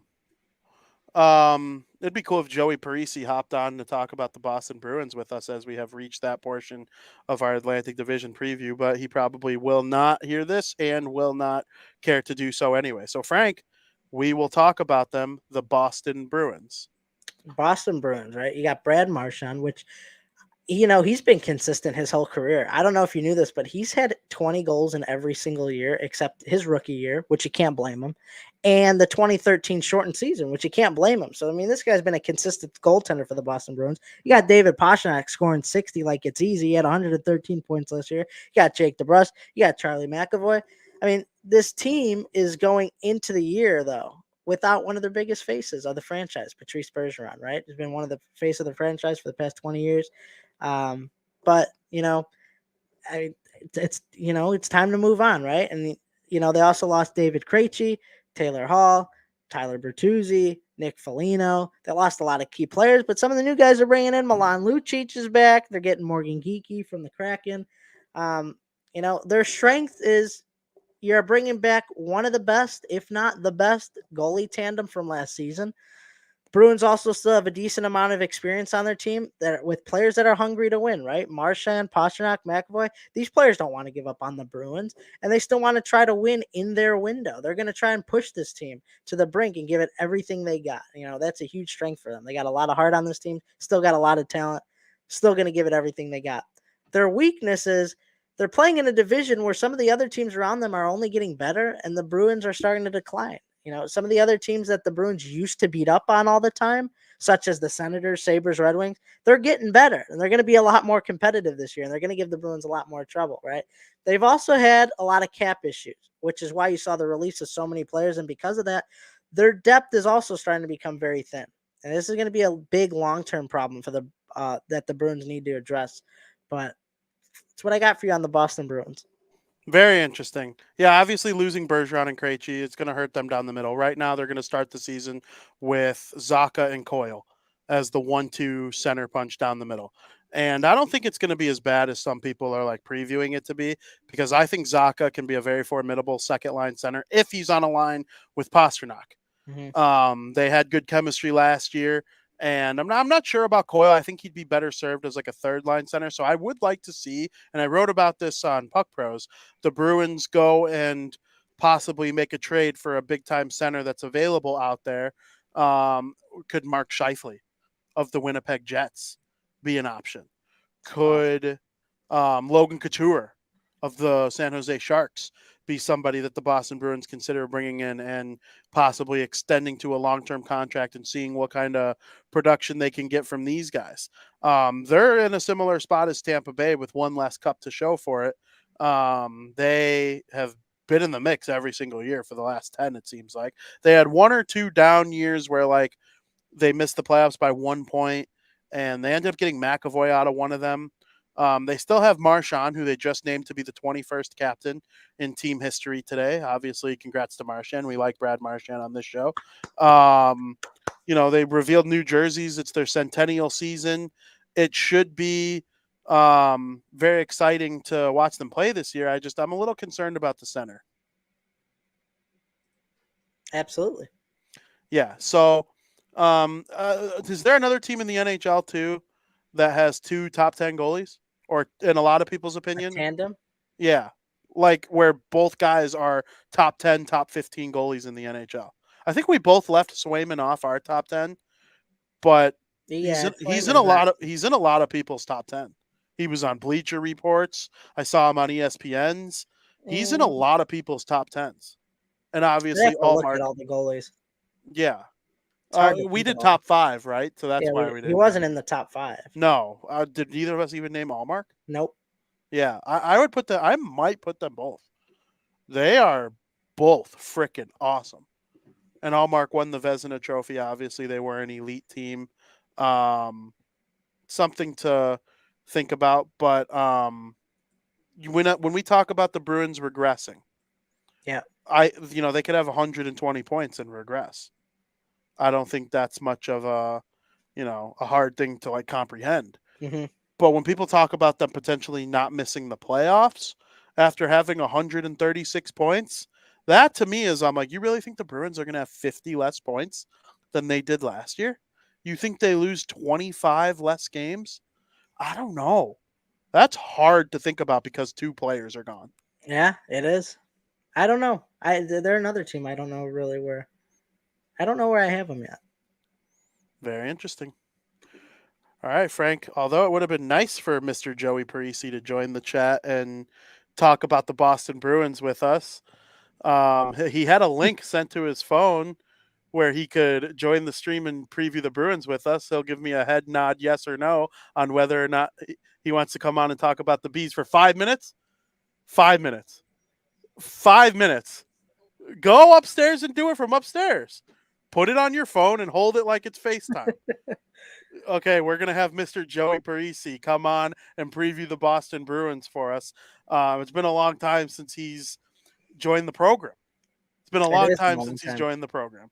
I think he purposely stopped right in time. He missed the greatest Bruins season ever, but he knew that eventually they might become like a rebuilding team possibly over the next handful of years. It is coming, but it's not here yet. Yeah. I'm excited to hear what he has to say about them, though, whenever he finally freaking joins. You can just put him on the screen whenever he pops in. But I'm not unexcited to watch the Bruins after seeing the jerseys being unveiled. Do you have a response to the jerseys, Frank, before he joins? Yeah, Joey showed me the jerseys the other day. You want to talk about that now? You want me to? No, let's have Joey Parisi preview the Boston Bruins. Okay, Joseph. What's up, fellas? What a background you got there. Isn't that thick? Background, yeah, no, don't mind me. What are you making? I'm frying up some leftover chow mein. It looks like pasta, like red sauce. No, Talk into the microphone and talk about the Bruins. Okay, so how we've been doing this, I saved the Boston Bruins for last because I figured they'd be the team that generates the most conversation. We went through the Leafs, Habs, Ottawa, Detroit, Buffalo, Florida, Tampa Bay, going through each team in the division. We've been talking about their best players, the issues on the team that they might have, and the strengths on the team that they might have. So first off, give us a prognostication of your thoughts on the best players on the Boston Bruins. Well, the best players and the part that sticks out the most as a group has got to be their defense. Defense by far is the part that has not changed at all, led by Charlie McAvoy. And you still got the only piece that's kind of gone missing is Connor Clifton, which was kind of your 6B, 7th defenseman last year. But he's going to go on to do great things, but I don't think that's going to really hurt this defensive core that much when you still have Matt Grzelcyk, Charlie McAvoy, Hampus Lindholm, who clearly was hurt in the playoffs last year, but we all know what kind of regular season that guy had. So I think their defense as a whole is the strongest part of this team, and that is definitely backed by the goaltending. I think the defense kind of helps the goaltending for this team. And again, that's something that is not changing last year, coming off of the best, team in literal world history. Like NHL history, they were the best team to ever play. And you had Linus Ullmark and Jeremy Swayman essentially splitting that net, and it's going to be much of the same this year. So you got that defense, you got the goaltending, all that stays the same. The only part that is scary, and I know you guys have had to have mentioned this, is down the middle, losing Patrice Bergeron, losing David Krejci, with the only real addition is, some depth guys. Milan Lucic comes back, but we'll see what kind of player he is. So really the only negative is down the middle, but you still got Brad Marchand on offense, who I think is going to be much better than he was last year. Last year, he was coming off of that hip injury. He had off-season surgery, and a lot of people forget about that. He did not start the year last year. He came back earlier than expected, and he was still great, and the Bruins went on to do great things. But obviously, you have David Pastrnak. Not going to score 60 goals. You cannot predict a player is going to score 60 goals every single year, but he's definitely going to lead the way in terms of that offense. So it's just a matter of if Pavel Zacha, Charlie Quill can kind of fill that void. That remains to be seen. Is a rookie, is Johnny Beecher going to come up and make a name for himself? Is there going to be some guy who comes up and plays center? I don't know. So I think the Bruins are going to be really good. I don't think they're going to win however many games they won last year, 65 wins or whatever. But I think they're going to be definitely in the playoff race for sure. Do you think the Bruins are going to sweep the Devils for the third straight season? Sweep? No, but they're going to win the series for sure. No shot. You're going to say you're not a little worried about the Devils in any way, shape, or form? For the Bruins? No, not really. Just because I don't think it really matters that much. You guys made me burn my chicken here. Like, you're talking about the bees. Yeah, it's our fault that you went on a ramble that went into you talking about John Beecher and Connor Clifton. That's exactly the two guys whose names I wanted to hear when I asked you about the Bruins' top players. You told me about if they're going to be – you pretty much asked me for a synopsis on the Bruins. What else do you want? No, I loved it. Do you think they'll lose a game to the Hawks for the billionth year in a row? That worries me because they're the first time that – in my time watching hockey, at least, that the Hawks and Bruins have their games early in the season. Frank, I know you know that. Like, Bruins Hawks is always in February, March, sometimes even April. This year is a little different. First game for the Bruins, October 11th. It'll be the second game for the Blackhawks, but it's the Bruins home opener, first of 5 era nights celebrating their centennial season. And then a week later, I think they make their visit to Chicago. So they get those Hawks games out early, and that kind of scares me because I don't know the way that some of these guys kind of explode out of the gate. And speaking about Connor Bedard, it kind of worries me that he's going to be good right away. Not necessarily meaning the Hawks are going to be good. I'm not saying the Hawks are going to win their division or even make the playoffs, but it's possible. And I think if the Hawks have an enjoyable season, it'll be front half heavy, if that makes sense. What are your predictions on Bedard? I think he's going to be awesome. I honestly do. I think he's a sure shot Calder Trophy winner.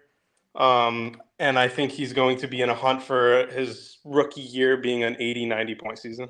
I was going to ask how many points. 80, I 90. thought Bucci was on glue with his prediction. What He is had him that? like 65 points or something. No, yeah. And I'm I saying, said this guy's on glue because it's like yeah. that's way too low. I have him at point per game. I got him at 82. I'm saying 80 to Yeah. 90, so that's right on par. I'm starting to like think about 100. Listen, folks. Did you see the goal in the prospect challenge? Yeah, He had a hat trick. He had a hat trick, but the first one. Yeah. Yeah, I saw them all. He shoots the puck unlike I've ever seen. It's like the puck starts here. I'm gonna draw the line. The puck starts here.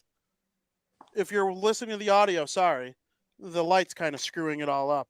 The puck starts with the little line, and then it ends up going in the other direction, 2 feet away from the line. I've never seen anything like Matthews kind of does, but like it's just different. And that's going to translate to the NHL. I wouldn't shock me if he has 40 goals. It's possible. Yeah, at 40 goals. I mean, he's going to hit That'd some be rookie crazy. slumps. He's not used to NHL travel and NHL life. I think that's going to come into Doesn't play. matter. I think it does. Being on an airplane doesn't make his shot worse. Yeah. My problem is the 60 assists that he would need. Who's I going think to he have gets that at many least 50 goals? assists, Taylor Hall. at least. Taylor Hall. He hasn't had more than 20 in like a decade. I'm excited to see And Taylor. Lucas Reichel, we learned yesterday, is not going to be on his line. Lucas Reichel's coming into camp as a centerman. Yeah, in a second line though. I kind of figured that. Oh, Right. I had him on the wing with Bedard. I don't remember maybe I had him on the wing. I I thought don't we wing were really, last talking year. about the Bruins. I mean, we could talk about the Bruins. So are you What else nervous? do you have to say? Are you nervous about the Sabres, the Red Wings, or Ottawa giving the Bruins a little more trouble? Ottawa's just been getting better and better. So obviously, especially when if your captain has the last name Kachuk, it just seems to come back to bite Joey in the butt. And I know he's not the captain of Florida, but he definitely. I just stopped having nightmares about him after the way last season ended. So I know Brady's going to be a thorn in the side in the near future. So yeah, them in Detroit scare me a little bit. And who Not else the did you think? Sabres? The Sabres. I don't know what it is about the Sabres. It's a reputation thing. They're the best of the three, and I was going to say they're the best of the three. And I it's don't not think close. it's a reputation thing because I don't know. It's just when they play against the Bruins, I just don't feel it. You're like a Cardinals fan who thought the Cubs couldn't win the World Series until they did. Like They also- eventually the Sabres are going to be sick. I get that, but it's just for some reason when they play the Bruins, I don't feel it. I don't feel also it. got your guy Clifton too, I think. Yeah, that's where Connor Clifton Yeah. went. The Buffalo Sabres beat the Boston Bruins in a game that Joey attended. I was there. It was an overtime game that the Bruins had, and then they blew it. They let up a goal like within the last 2 minutes or something like that. And why are the Sabres capable of scoring such a clutch goal with the goalie pulled? They're good. Don't get me wrong, they're good, but they're not as much of a thorn in my side when I'm watching the games. Like I don't get mad at them. I don't really fear them on the schedule. And maybe I'll be proven wrong this year, but I was way more like, and last year was different. The Bruins literally beat everybody. In majority, like they lost the series. There was only 2 teams that they didn't beat and win their series, and it was Ottawa and Florida. Understood. Florida, they beat the Bruins in 7 games. Carter Verhaeghe in overtime. Joey Parisi still goes to bed sad about it. Joe, Frank, and I. Well, then we'll let you go eat your burnt chicken. We each are going to say a winner of the Atlantic Division, a sleeper, who's the worst team, and then a hot take about the division. Okay. So the winner. The winner, like, or unless do you want to be part of the conversation, the whole thing? Because I was giving you an out to like say them quickly and go eat your chicken. So you want the winner, meaning like who is going to win the division? Who is going to win the division in the regular season? Who is the sleeper in the division? Like a team that may make the playoffs, they may not, but they're a really good team that you're a little scared of, and then a hot take about the division. And the worst team. I'll start with the sleeper. I'm not going to start with the winner because I think we all know who that is. The sleeper is going to be Ottawa. I honestly think Ottawa is going to continue to grow. I think Brady is going to continue to develop, and I like the way Ottawa is kind of building. They had a good group of some veterans and some young talent, so I'm going to go Ottawa as my sleeper. The team, and then what? A team that I don't think is going to be that good. The team that's the worst team in the division. The worst team in the division. Montreal is going to be the worst team in the division. I was drawing a blank there. I'm like, I know there's some team that I just keep forgetting about. It's because this rivalry isn't what it once was. That rivalry is only at its best talking about Bruins Canadians when both teams are good, and I haven't seen it in a few years, and I think that's going to continue. So I'm going to go Montreal is going to be the worst team in that division. And then on top, I'm going with the Boston Bruins. I think coming off of a historic season, yes, you lose Patrice Bergeron, yes, you lose David Krejci, but I think those points, I think the leadership group is not going to hurt that much.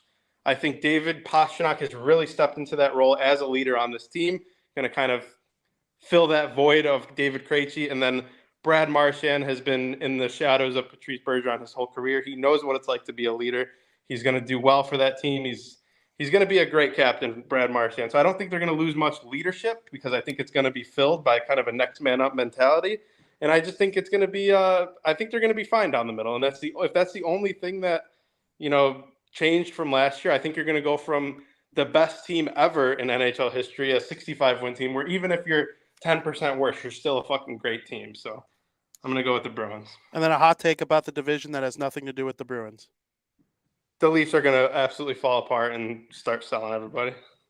All right, that's Joey Parisi, former full-time co-host of the Bardown Talking Hockey podcast. We're going to try and make this a little more of a regular thing because this show is yours just as much as it is Frank's and I's. You haven't done any work to help grow it whatsoever in the last year, but you were there from the beginning, so obviously you are a part of it. If you want to join back during period number 2 after you eat your chicken, you're more than welcome, but for right now, you could get the H out of here. Hopefully the Devils smoke the Bruins this season, but I hope the Bruins win every other game that they play. Good luck to you. Well, thank you. I'm not worried about the Devils. You should be. Yeah. Thanks for having me on. You should be there. Higher odds, JP. There are higher odds to win the Stanley Cup on every sports book in the world. So yeah. Go Devils, and we will Frank, send everybody. Frank, what do we call that? That's called value on 31 other That's teams. value, right? It's value. That is not value. Trash value. We'll see how that goes with breaking bets for Frankie this season. I bet there's going to be a lot of games where he's got a couple $2-3 on the New Jersey Devils. But that's it for Joey Parisi, unless he joins back in the second period. For now, we will send everybody to period number 2. Wow, VP, you caught me way off. Welcome to period 2. How the hell could I have because I didn't do my winner, my sleeper that was supposed to be in period 1, so I thought we were just. Oh, that's right. That is supposed to be in period 1. So I was like, oh, all right, you're gonna, but I guess screw me. We'll go to period 2. No, we'll finish that right now. We're still finishing the Atlantic. Pretend you didn't do the period. Yeah. You'll have that ready to do it again. That's why you caught me. This is still period number 1.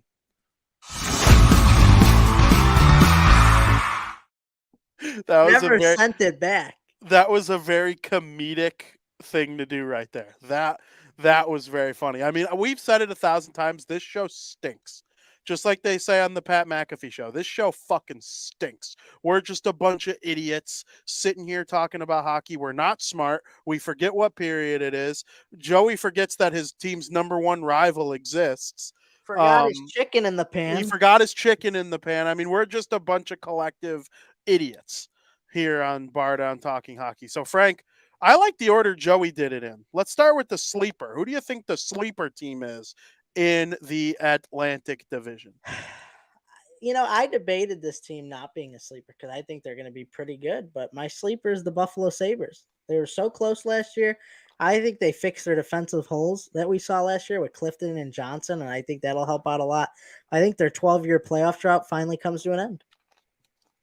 Oh, so you're straight up saying playoffs for Buffalo. That's a sleeper. You're ready to say it. Yeah, no. Listen, right when you said I didn't know if I would consider them a sleeper because I just think they're good. I knew exactly who you were going to say right away because I feel the same way. My sleeper team is the Buffalo Sabres. The reason they're a sleeper team and not a straight up just like good team, Frank, a team that might make the playoffs for the first time in 12 years is a sleeper. Mm-hmm.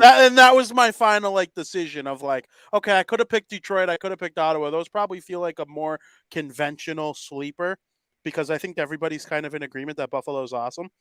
Yep. But Detroit made the playoffs for 25 straight years, and it just ended a handful of years ago. The Ottawa Senators were a Chris Kunitz goal away from being in the Stanley Cup final in 2017. Like, not even that long ago, Ottawa was in the conference finals. So I couldn't muster up the courage to put them over Buffalo as a sleeper because, as you stated, Buffalo hasn't made the playoffs. What was going on in the world when the Buffalo Sabres? 2011. 2011. Take me back to that time. The Bruins won the Stanley Cup over the Vancouver Canucks. The Sedin twins were in their prime. Tom Brady only had 3 Super Bowls. He now has 7. I'm trying to think. Was Keith Tkachuk probably still in the NHL? I honestly think there's a chance Keith Tkachuk was still in the NHL. Now his sons Matthew and Brady are 2 of the best players in the league. People still liked Mike Babcock. There was all sorts of things that were different. What was the number 1 song in the world in 2011? I know 2012 it was Call Me Maybe, but a lot has changed since 2012. Absolutely. So, but yeah, they're my sleeper team too. Frank, Rolling in the Deep by Adele. Rolling in the Deep. I could have had it all. Rolling in the deep. Yep. Frank, who's the worst team in the division? Joey nailed it on the head. Montreal Canadiens. They're a dumpster fire. Kirby Dach was second on the team in points with 38. Get that through your head. The top 3 scorers on the Blackhawks had more points than Kirby Dach. Give me a break.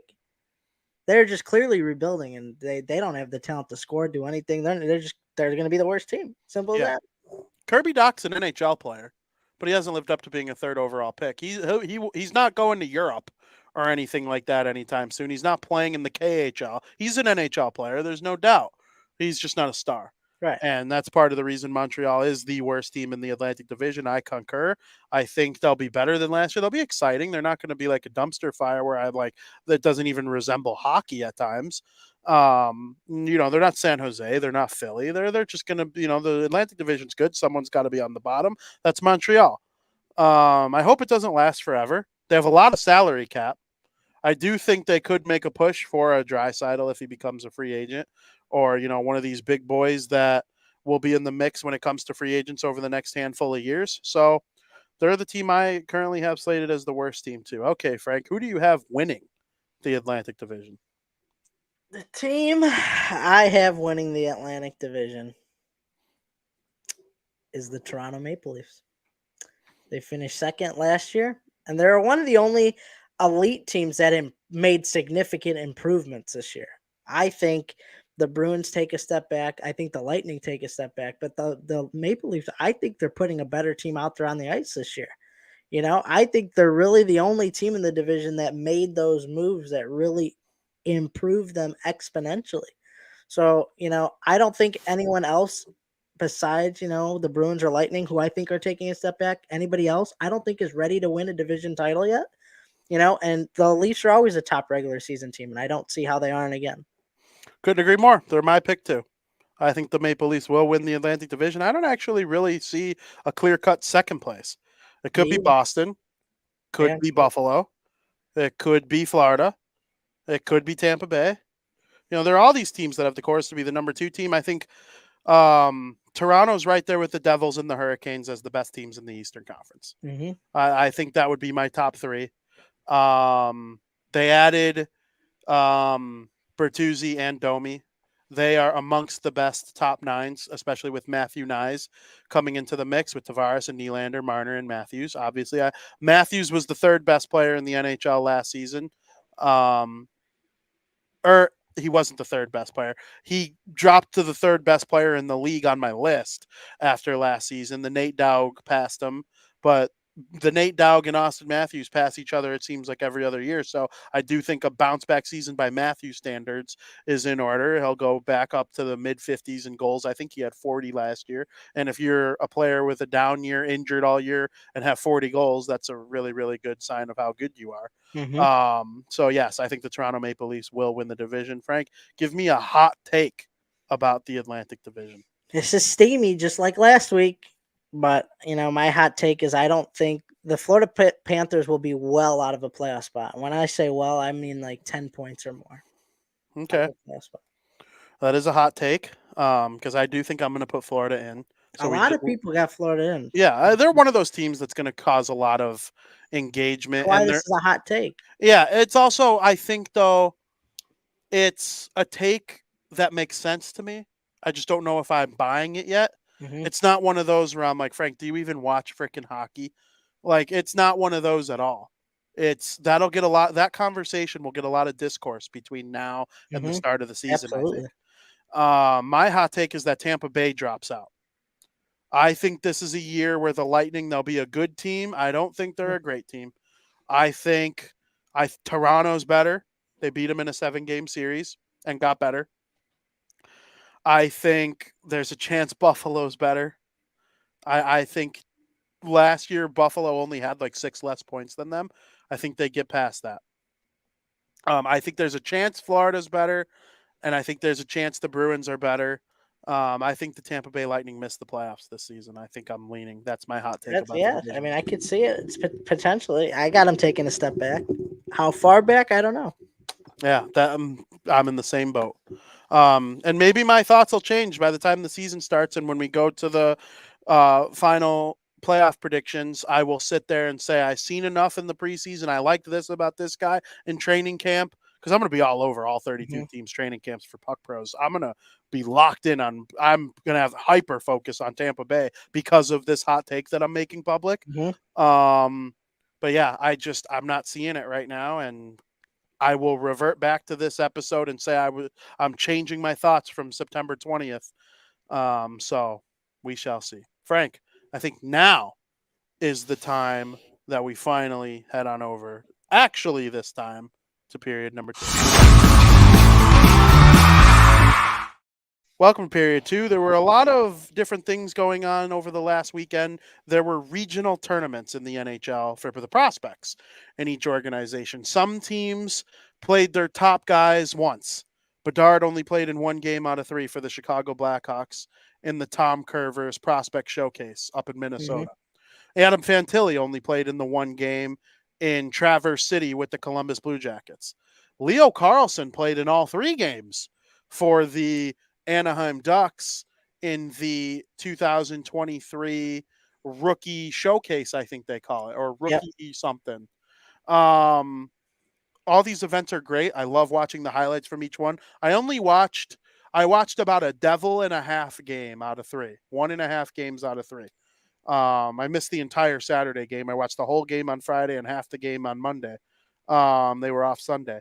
Luke Hughes didn't play. Nemec played and looked great. But is there anything from the prospect event, whether it's about Bedard, Fantilli, Carlson, that you'd like to touch on? Could touch on a little bit of all 3. Bedard played in his first unofficial game for the Blackhawks, and it was his first hockey game in 5 months, and he scores a hat trick. Are you kidding me? He had 3 goals and an assist in a 5-0 win. He looked very dangerous every time he stepped onto the ice. The way he shoots, catches the puck, passes the puck. It's all fun to watch, and I can't wait to see what he does on October 10th in Pittsburgh. Fantilli said, hey, well, I want to get on the hat trick action. And in his second game in a Blue Jackets uniform, Fantilli got a hat trick, and he helped lead the Blue Jackets past the Wild by a score of 10-7, 3 goals, 2 assists. It was a shock to see Fantilli drafted 3rd this past year. But this kid's going to be fun to watch. And he's, ultimately is going to help turn the Blue Jackets around in the long run. And then Leo Carlsson, obviously out of Bedard, Fantilli, and Carlsson had the most, as you could say, disappointing tournament of the 3. And he played in the most games. But it's still very good nonetheless. He had 1 goal, 2 assists. He looked great in those 3 games. And he's obviously only going to get better as the year goes on. It'll be interesting to see how training camp goes for Leo Carlsson and if the Ducks, because nothing's guaranteed for him if he plays or not. But all 3 looked really good, and I'm excited for the prospects and things to come this year. Absolutely, I couldn't agree more. I wrote about all 3 of Bedard, Fantilli, Carlsson separately on different fan-sided sites, so you could go catch my immediate reactions to all of those guys. Fantilli and Carlsson pieces are on Puck Pros, and then Bedard is on DeWindyCity.com. I wish Luke Hughes played. I think the Devils probably would have had a better chance to, be better than 1-2-0. Obviously, without your top prospect, things are a little bit different. But there's some good prospect pools that played against the Devils. They played Ottawa, Buffalo, and the Bruins. So those are the teams that played against the Devils in Buffalo. The Prospect Challenge, I think it's called in Yep. Buffalo. Yeah, very cool that the league does this, though. It gives 90% of those guys will skate in 0 NHL games, but they got to put on the sweater and represent the team at least once. And Yeah, I think very that's cool. so cool for all of them. Very cool. Frank, there's a kind of a bit of ugliness going on in the NHL right now, too. About a week ago, on one of my favorite podcasts, the Spit and Chicklets podcast, Paul Bissonnette revealed a story, and of course, Paul Bissonnette, in addition to hosting Spit and Chicklets, is a TV analyst on TNT.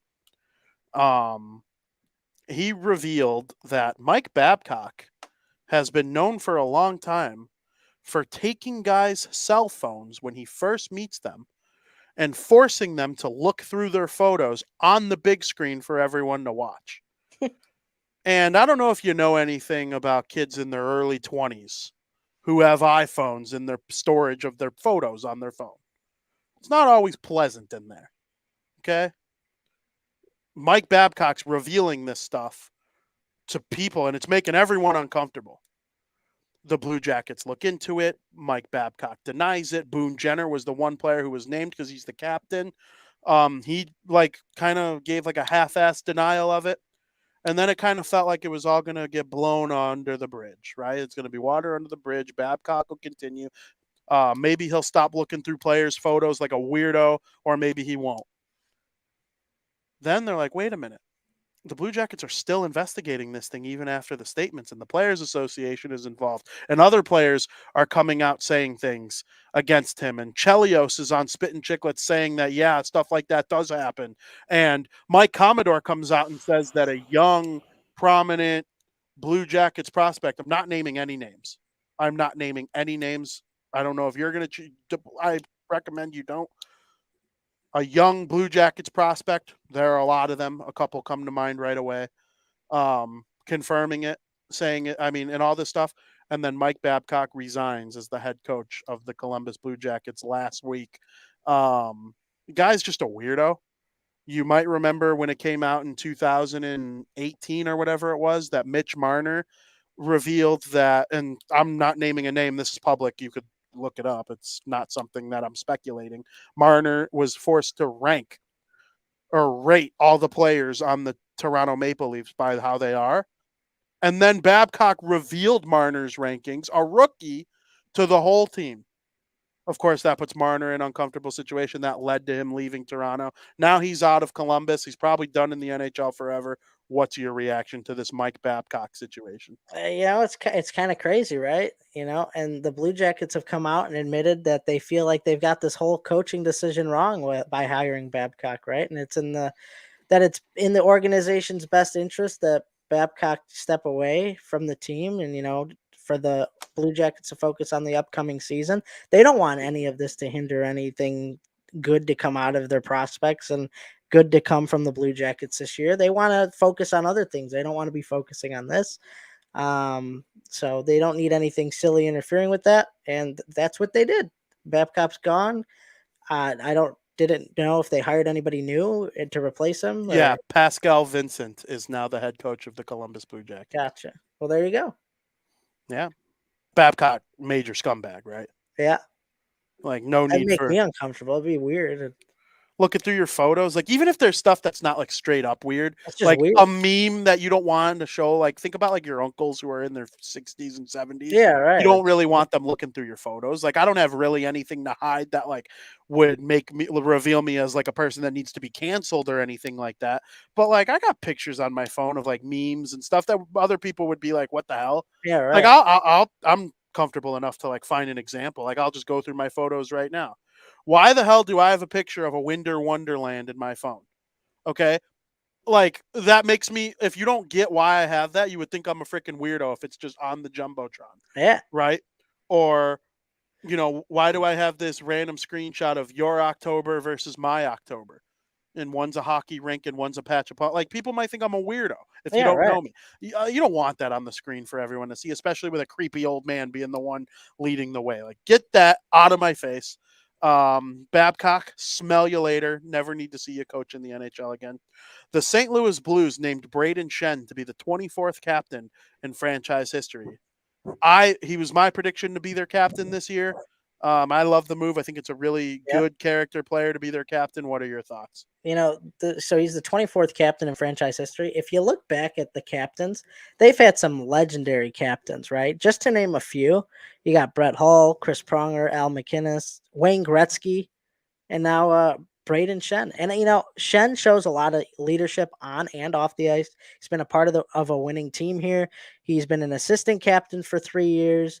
You know, you tend to choose your captain based on not how good they are, but what they've done for the city of St. Louis. And Shen's done quite a lot since joining the organization in 2017.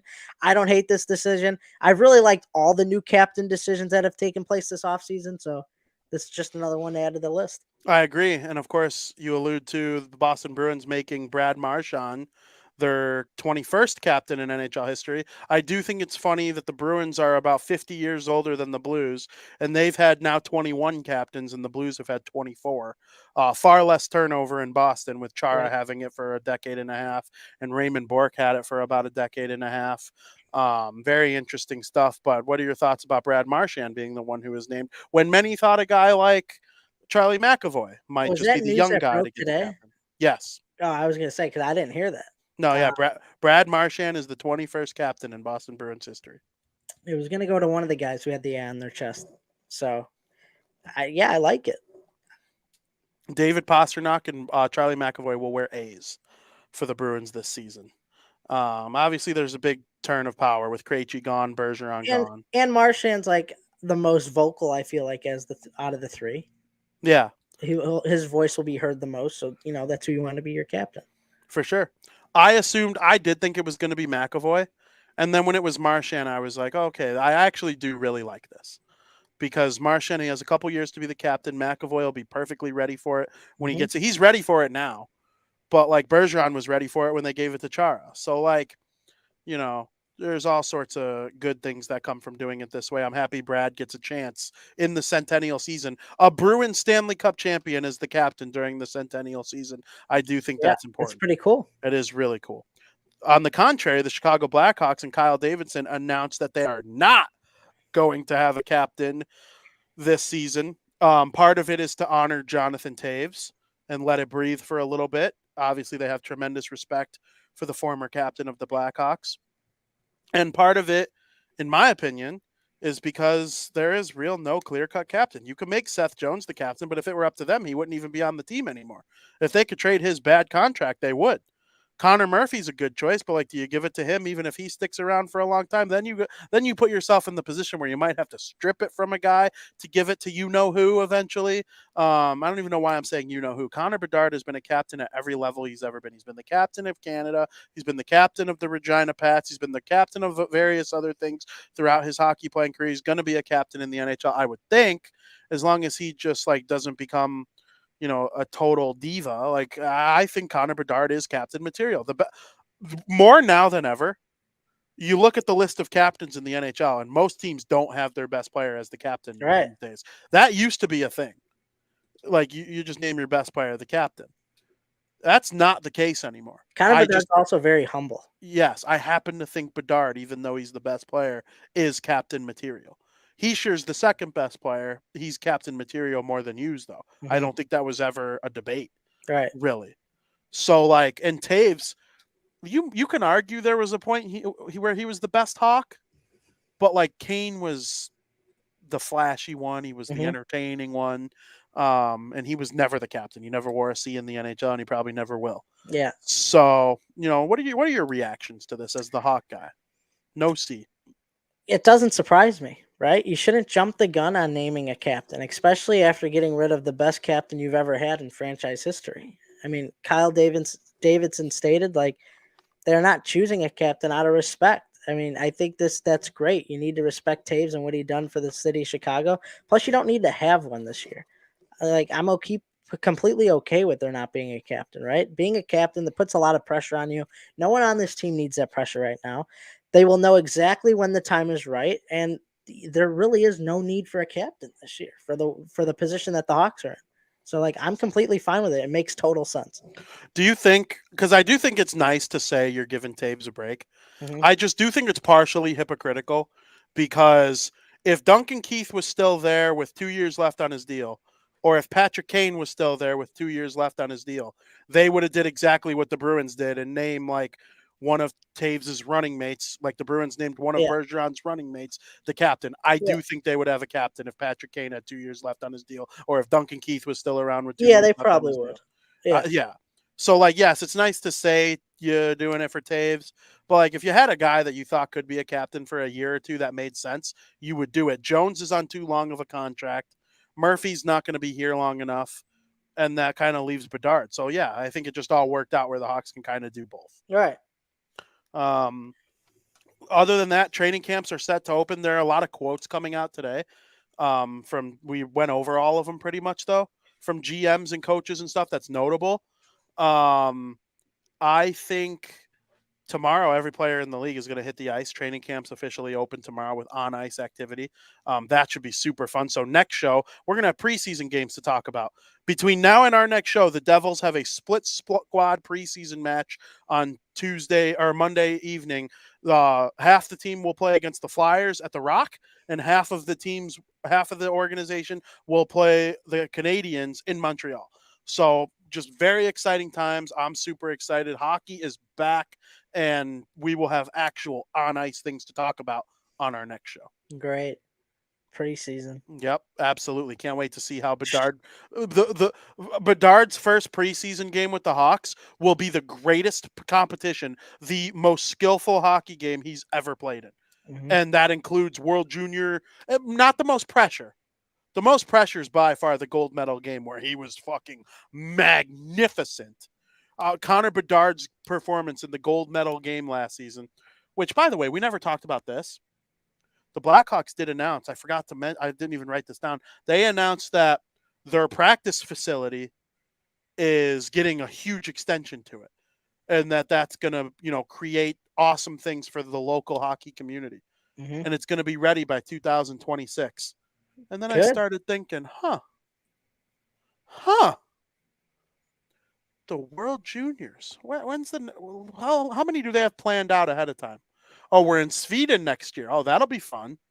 I'm excited to watch Team USA play Team Canada at 8 in the morning. The following year's in Canada. Oh, all the great games will be at 7 o'clock. That's awesome. 2025. Hell yeah. And they have the cities and rinks already designated for these. 2026. It's going to be held in the United States of America, but the city is unknown. That'd be cool. Oh my God. That'd be cool. If Chicago hosted the World Junior Championships, I think I'd try to go to every single game. I'm being dead. That is a once in a lifetime thing. And they can have the Swiss play the Germans at the practice facility and have the U.S. play whoever at the United Center. You'll be back and forth between both all week long, and it would just be the greatest thing ever. And I don't think it would be all that expensive to attend the games, because you look at the games across, the span of history. It's not like sold out rinks. It's not like the Stanley Cup final. Right. The World Cup of Hockey. I know people who went to the preseason game in Columbus, and when Team USA beat Canada. And that was awesome. Like, that wasn't that expensive. Like, people can go to these things. I would love for the World Junior Championships to be in That'd Chicago be cool. in 2026. I think we would have to have special podcast content that came out of that being the case. Absolutely.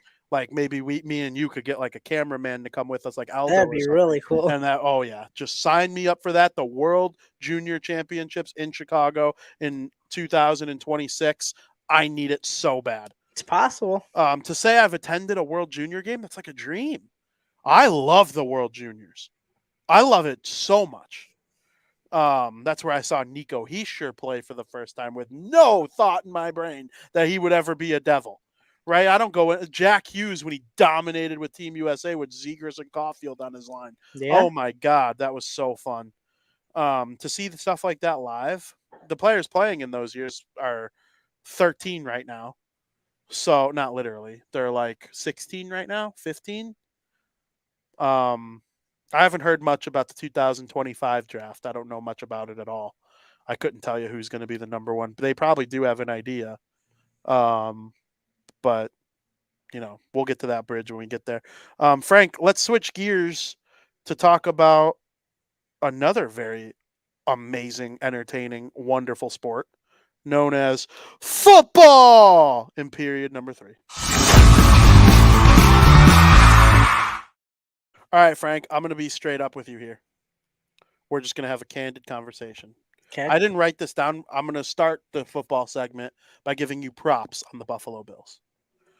I didn't actually, I don't know if I actually thought the Raiders were going to beat them. The other thing I was wrong about, I actually did think, and we'll get to that. But the Bills, it's like, okay, if you play like shit again against the Raiders, you're going to lose. They didn't play like shit. Josh Allen was unreal. Mhm. They made big plays. I still don't love that Josh Allen has a defensive mind. I would fire him and bring in an offensive new head coach tomorrow if I could.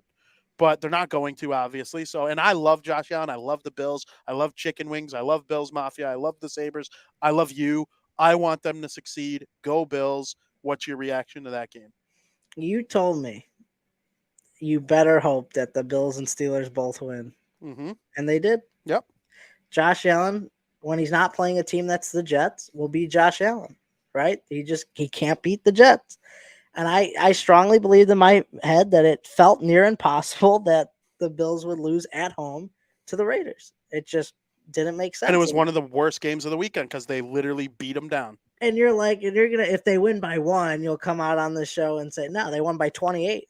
They did great. I started the conversation by saying you were right. I was wrong. I understand. But I didn't necessarily, I doubted them. It's not like I wanted them to suck. The NFL's Josh Allen, Madden, like, fuck yeah. Josh Allen will be Josh Allen. I have all the faith in the world. I still got them going to the Super Bowl, and I stand by that. I'm not going to change my position on that. Very good. Who they got in week 3? Commanders.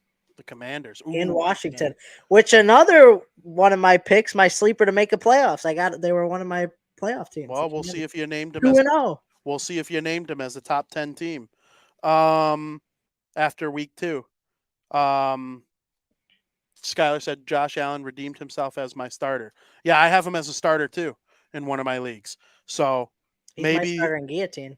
Oh, nice. Need Josh Allen to be good for the NFL's sake as well. I'm happy that they got the win over the Raiders. I was pleasantly happy to be wrong about that. And I was really happy to be wrong about this next game that I'm going to talk about, the Cleveland Browns against the Pittsburgh Steelers. Let me say a couple things before I let you get into your Steelers. First of all, the Cleveland Browns are a freaking joke. They have a better roster on paper than every team in the AFC, maybe besides the one team that's 0-2, the Bengals. They suck, though. They can't get out of their own way. Now Nick Chubb is injured. What do? They go sign Kareem Hunt. I don't know if that's a good move or a bad move. Kareem Hunt is going to Cleveland to replace that move. Chubb. Chubb's out for the season. Okay, well, what else were they supposed to do? Like, you got a better idea? I'm not saying I love it either, but like keep Ford. Well, they're going to use Ford. I would use Ford as the starter. There's no reason. Hunt probably won't be the full-blown starter until week 5. He didn't have training camp. It's going to take a minute. He might not even dress for the next 2 or 3. I wouldn't be surprised. But Ford will need a break. He'll need some help. And I think Kareem Hunt can provide that. He's mostly been a split back in his career anyway. Everywhere he goes, he's had like a partner. So we'll see. The Pittsburgh Steelers are so interesting to me. I was listening to Colin Cowherd this morning. He was talking about their offensive coordinator, Matt Canada. That guy sucks. They had 9 completions in the whole game. Their offense is terrible. Their offense is so bad. And TJ Watt saved the game for the Steelers. The Browns outplayed them, and TJ Watt took victory from the hands of defeat and gave the Steelers avoided them from starting the season 0-2. And the Browns were going to be 2-0 with some quality wins, and they freaking blew it. Did the Browns win in week 1? Yeah. Yeah, they are 1-1. They beat the Bengals. That's right. They beat the Bengals. I did know. Yeah, of course. Deshaun Watson was awful. I don't think Kenny Pickett was good either. But like Kenny Pickett's not making $200 million, and he doesn't have 20 cases of sexual assault against him either. You know, I can't believe the Browns. They had this great roster. They were ready to take the next step, and then they make that trade for Deshaun Watson. He looks slow. I can't believe they were so bad, and they still found a way to win. That I'm like, if you're the Steelers and you're coming into week 2 or week 3, you're like, we have to figure out a way to be better than that. Matt Canada called a terrible game. Kenny Pickett wasn't good at all. And the fact that he outperformed Deshaun Watson is saying something, because Deshaun Watson was nasty. I can't get over why the Steelers wouldn't make a change. And I brought up Coward. He talked about how loyal the Steelers are. Why are the Steelers so loyal to people that aren't helping them take that next step? They're always a great team. They're one of the best ran organizations in sports, but they refuse to make a necessary change when it's clearly necessary. They have dogs on the offense in Pittsburgh. They spend a lot of money on defense. I'm sitting here like, okay, their defense is awesome, but why is their offense so bad even though they have good players? They also got my favorite coach in the league. Mike Tomlin's great.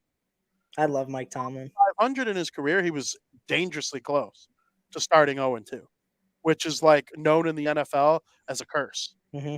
I think you have a 13% chance of making the playoffs if you start 0-2. And that's the reality they were facing until TJ. What? He's a superhuman too, by the way. He's probably a top 3 defensive player. He's incredible. He won. I love TJ Watt. He's right there with Myles Garrett, right? Who are a couple of the other dogs in the NFL right now, the Bosa's, right? They're up there. But what's your takeaway from Pittsburgh versus Cleveland? Because I don't think you're necessarily going to be happy with the way the Steelers play, but they found a way to win a football game. They look bad, but they got it done. That idiot on the Steelers who kept his feet in bounds, what an idiot! I always even if you let it bounce, it probably goes out of bounds. You get the ball at the 40. I mean, why are you trying to make that play if you don't know the rules? He was toe tapping on the kickoff. What an idiot. A lot of injuries in the game. It just felt like every other play, somebody was going down with an injury. And Mika Fitzpatrick was out with an injury. I don't know his status going into week 3, but that's going to be a huge loss if he doesn't play. They didn't look great. They got the job done. I'm not a fan of the Browns. Deshaun Watson took more face mask penalties than I ever seen a quarterback take. I mean, it just – the one guy just took him and just ripped him to the ground. He's an asshole. I can't stand him. But, the Steelers got a good defense. The Browns got a good defense. The defense won it for the Steelers, ultimately. TJ Watt, they had a pick 6 to open the game, first play of the game. 2 defensive touchdowns. Yeah. I mean, the Steelers won it. They won it from their defense. And, George Pickens, he looked great. Top 10 receiver, maybe. Yeah. I mean, when Pickett connected with Pickens, it was great. Yeah. The Steelers need to step it up, though, because they haven't looked good. But who do they have next? I don't know. I could check really quick. Yeah, check really quick. I'm worried about the Steelers. Me too. Because, I thought the Browns were going to win, and they should have. I don't think that's unfair to say. I'm sorry. The Browns should have won. The Bills, they deserved to win. The Browns should be furious with the fact that they lost that game. They out-yarded them by 100, right? The Browns were just better, and they let the freaking Steelers take it in the end. And if I'm the Steelers, I'd rather win accidentally, of course, than lose in a close way, I guess. But also maybe not. They have some stuff that they need to figure out. Their offense is horrible. Got the Raiders Sunday Night Football. Oh, it's Sunday Night Football. Oh, okay, that's a fun little matchup between some pesky teams. I don't think the Raiders are bad. And it's in Vegas. Yeah, okay. I don't think any team in the AFC is bad. Maybe the Texans. But like I don't think any team is like truly awful. Like in the NFC, there's 3 or 4 of those types of Yeah. teams. Like the one we're gonna talk about right now. The Chicago Bears. I went on my rant last week. I'm not mad enough to do a full blown rant like that this week because I'm numb to it again. But they are terrible. They're I bad. told you they were gonna be I think I'm finally out on Justin Fields. Yeah, I mean I gave him too many chances, and week after week, I say the same thing. Mistakes over and over again. Horrendous. You trade to get DJ Moore, you aren't utilizing him as much. Chase Claypool needs to get more involved. I'm sick and tired of seeing designed quarterback runs on 3rd and 15. I just can't stand it. It's annoying. yeah. That's one thing I nailed. I have a good grasp on the Chicago Bears. I said I know nothing about the NFC or the AFC North. I know a lot about the NFC North. The Bears are terrible. I think they're the worst team in the NFL. Yeah, they might be. They really might shame. be. We could be looking at a 1 and 2 pick though. They have the Panthers pick, who are 0 and 2 as well. So go It's every not team that's protected either. no. Oh, so they could have 1 and 2. They could draft Caleb Williams to That's be what their I new want them to quarterback. get. Me too. They could draft Caleb Williams and Marvin Harrison Jr. from Ohio State, the wide receiver, and just have a sick offense next year. That'd be sick. That's what I would do. I'm being dead serious. That's what I would agree. do. That's not bad. You draft I'd probably Marvin do the Harrison. same thing. The last time I looked at a receiver in college and thought they could be that good, he was drafted 20th overall by the Minnesota Vikings, and his name is Justin Jefferson. Marvin Harrison Jr. is probably better in college than Jefferson was. He'll be a top 5 pick. Yeah. And if the Bears could get a guy like that and Caleb Williams to throw to him with DJ Moore, with Darnell Mooney, I'm sick and freaking tired of people blaming the coaching staff for the Bears. Listen, Eberflus sucks. He's a horrible coach. They just announced like 5 minutes ago that their defensive coordinator has resigned. He might be going to jail. Who knows? He got Hallis Hall raided. His own home was raided. We'll see what comes out about that. It's a dumpster fire. Luke Getsy. Luke Getsy might just not trust Justin Fields. Did you ever think of that when he's making these shitty play calls? Because nobody thought Luke Getsy stunk when he was in Green Bay and Aaron Rodgers wins 2 Super Bowl or 2 MVPs. Yeah. Nobody thought Luke Getsy sucked then. It's almost like sometimes the quarterback makes coordinators and head coaches look a certain way. And we all now think Luke Getsy sucks, or maybe does Justin Fields just freaking suck? Mm-hmm. Okay, does he need to be Aaron Rodgers for Luke Getsy to look like a good offensive coordinator? Certainly not. Certainly not. But he needs to not suck. There was a play where a receiver was wide open right ahead of him in the end zone, and he walked into a sack. It happened like 4 times. He holds onto the ball too long. Yep. They're not designing plays for him to like use his athleticism like they did last year. And I just think it's insane that they use him the way that they do, but I also think it's insane that he takes no steps. Frickin' what's his name? I think it was EJ Manuel slated to start for the Los Angeles Chargers in week 1 a couple years ago. And then he got hurt pregame, and they threw Justin Herbert in. And he was awesome right away. Mm-hmm. Nobody cared about the coach. Nobody cared about this. It was clear that Justin Herbert is great. It, to me, is clear that Justin Fields is not great. Could he go somewhere else and they develop him into a star? I'm not ruling out that possibility. But with the Chicago Bears and what they do and how things are, he stinks. It's not working. Everybody blames everybody else except him. And I know wins aren't a quarterback stat. They're not. You could be a good quarterback and lose a lot. Look at Eli Manning. And I know Eli Manning won 2 Super Bowls, but he either won the Super Bowl or came in last place. Look at Phil Rivers. His record's horrible, but he had 4,500 passing yards every single season. The quarterback wins is not necessarily a record, but you show me an elite quarterback that has lost 12 games in a row. Go ahead. Name me one. Can't. You can't. You just can't. Elon Musk didn't own Twitter the last time the Chicago Bears won a game. It's a pathetic disgrace. I'm vehemently rooting for them to lose. I can't believe we're going into week 3 and I'm already on the tank mode. Well, I mean, they're not going to beat the Chiefs. Can you imagine if they did though? They That would would be on par with how sports are, though. that would arguably though, hear me out. That would arguably piss me off more than losing to Green Bay last week. I mean it. Okay, you got the one win against Patrick Mahomes and the Chiefs. Then what are you going to do in week 4? Lose again and be 1-3. And I'd rather you be 0-4 than 1-3. I really would. I really, really would. They're not going to the playoffs. The NFC North was wildly overrated coming into the season. Minnesota and Chicago are both 0-2, and Detroit and Green Bay are both 1-1. Now, I do think Detroit's a good team.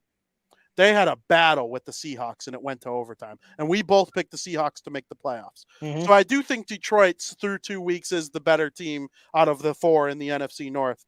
The Packers shit on the Bears, and then they blew a multi-score lead to the Falcons in the fourth quarter on Sunday. So, I think they suck too. But I don't know. I'm so disgusted with the Bears. And, we're going to hear all this shit now about what's going on off the field. And I just, and the same thing goes that I said about Fields for Eberflus. Name me a great coach that ever lost 12 in a row. You just can't. And they're the first team in NFL history to lose. The longest losing streak in the NFL is 24. Mhm. But the Bears are the first team in NFL history to lose 12 straight games, and all 12 of the losses be by 25 points or more. Are you Or serious? not be by 25 points or more. They gave up 25 points or more. I was about to say, what? No, they didn't lose. They lost by 1 score to the Buccaneers. But that's your defense is that bad, huh? 12 straight losses, 12 straight games, giving up 25 or more. It's bad. It's very bad. Give me the number 1 pick again, and don't trade it this time. Frank, I think it's time we close the third period by ranking our top 10 favorite team, or not top 10 favorites, the top 10 best teams in the NFL following week 2. You take into consideration what you saw in week 1 and week 2, and you form this list. We're going to do it every other week. Okay. So that way, because not much is going to change between this week and next week, but I think a fair amount of things could change every 2 weeks. You might drop a team out. You might elevate a team in. A team might drop a couple spots. So let's do it like this. We will go from bottom to top, starting at 10. All right. Who do you have as the 10th best team in the NFL? I got the Packers. I got the Green Bay Packers. I've liked what I've seen from Jordan Love. The little bit I've seen, they blew the game against the Falcons, but they still look good in that game. So I think I gave them the respect of having number 10. Very good. All right. I have the Washington Commanders as the number 10 team. 2-0 start, some quality wins. Big game this weekend, obviously. Oh, yeah. And it should be fun to watch. If they pull out a win there, they'll be much higher on this list, and I will believe in them as a playoff team. I already believe in them. Yeah, I kind of do too. Sam Howell is really good. Really he likes good. to air the ball out. He's from North Carolina. That's all they did was air the ball out. Sam Howell is playing well, and people are still believing it's everything other than Justin Fields in Chicago. Joke. Yeah. Number 9. Number 9, I got the Washington Commanders. Like I said, Sam Howell looks good. Commanders didn't look great this week, but they got it done. They're 2-0. Big test this week, but number 9. I have the Seattle Seahawks. Big overtime win against the Detroit Lions. They're now 2-0. I had them as a playoff team coming into the season. I'm standing by it. Now people are going to start wondering if they'll compete for the top spot in the division. I don't think so, and you'll see why. But I do think they're going to be a very, very good team, a hard out. They could win the Super Bowl. With the NFC being as wide open as it is, Seattle's right there. So I have them at number 9. Yeah. Cool. Number 8. My number 8 is the Jacksonville Jaguars.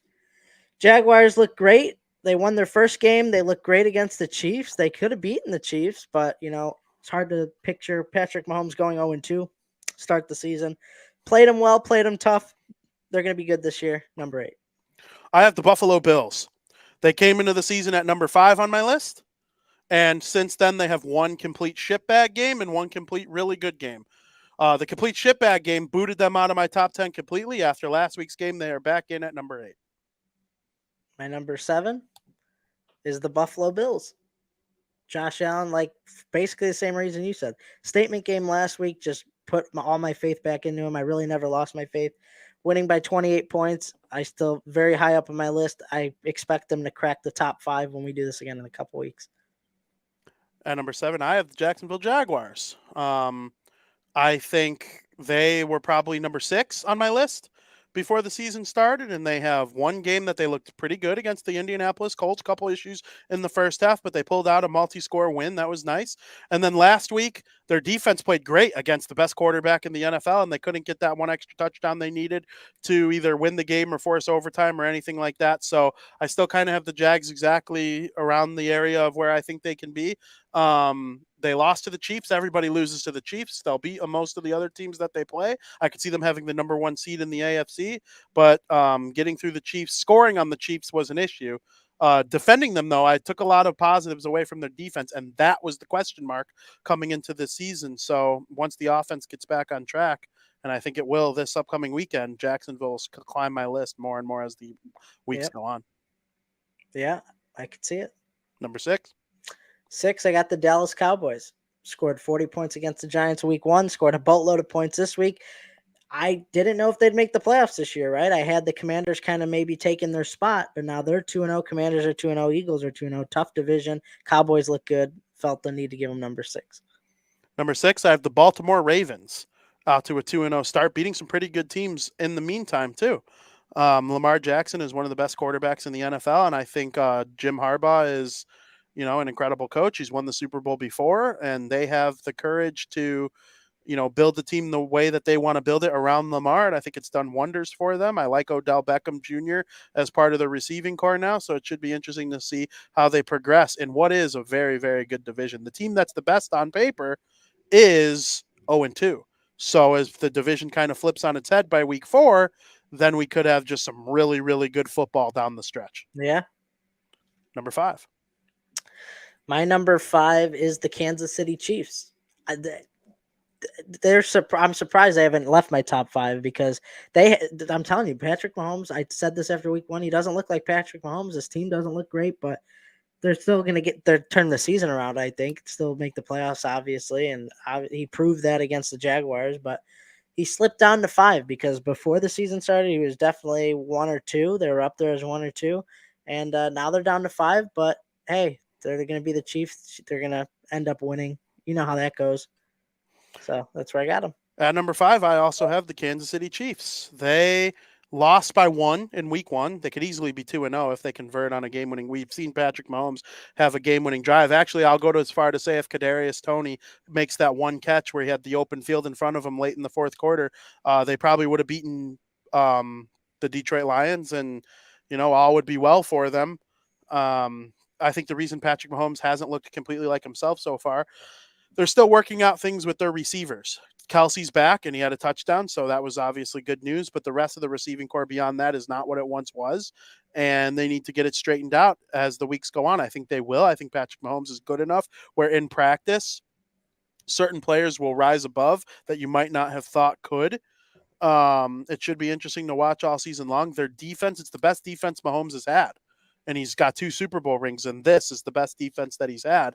If he can figure out his weaponry, I think they could easily win the Super Bowl again. And I kind of like the Chiefs' philosophy of, hey, we're going to pay Chris Jones, and then everybody else on the defense is like a second or third year player or less, and they're all making pennies. So we could possibly go spend some money on offense, depending on who may become available at the trade deadline. It wouldn't shock me if they called up the Bears and said, hey, what do you want for Darnell Mooney?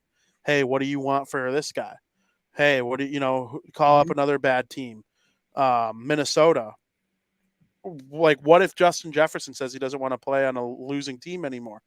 Like, that would be crazy. Like, there are all sorts of different things that I think could happen. Kansas City at 5. Frank, Philly, or who at 4? The Philadelphia Eagles. I think you kind of predicted that was coming. They beat the Patriots 25-20 in week 1. Patriots got a good defense, still managed to score 25 points. They scored 34 against the Vikings. It was 34-28. The score looks a lot closer than it was.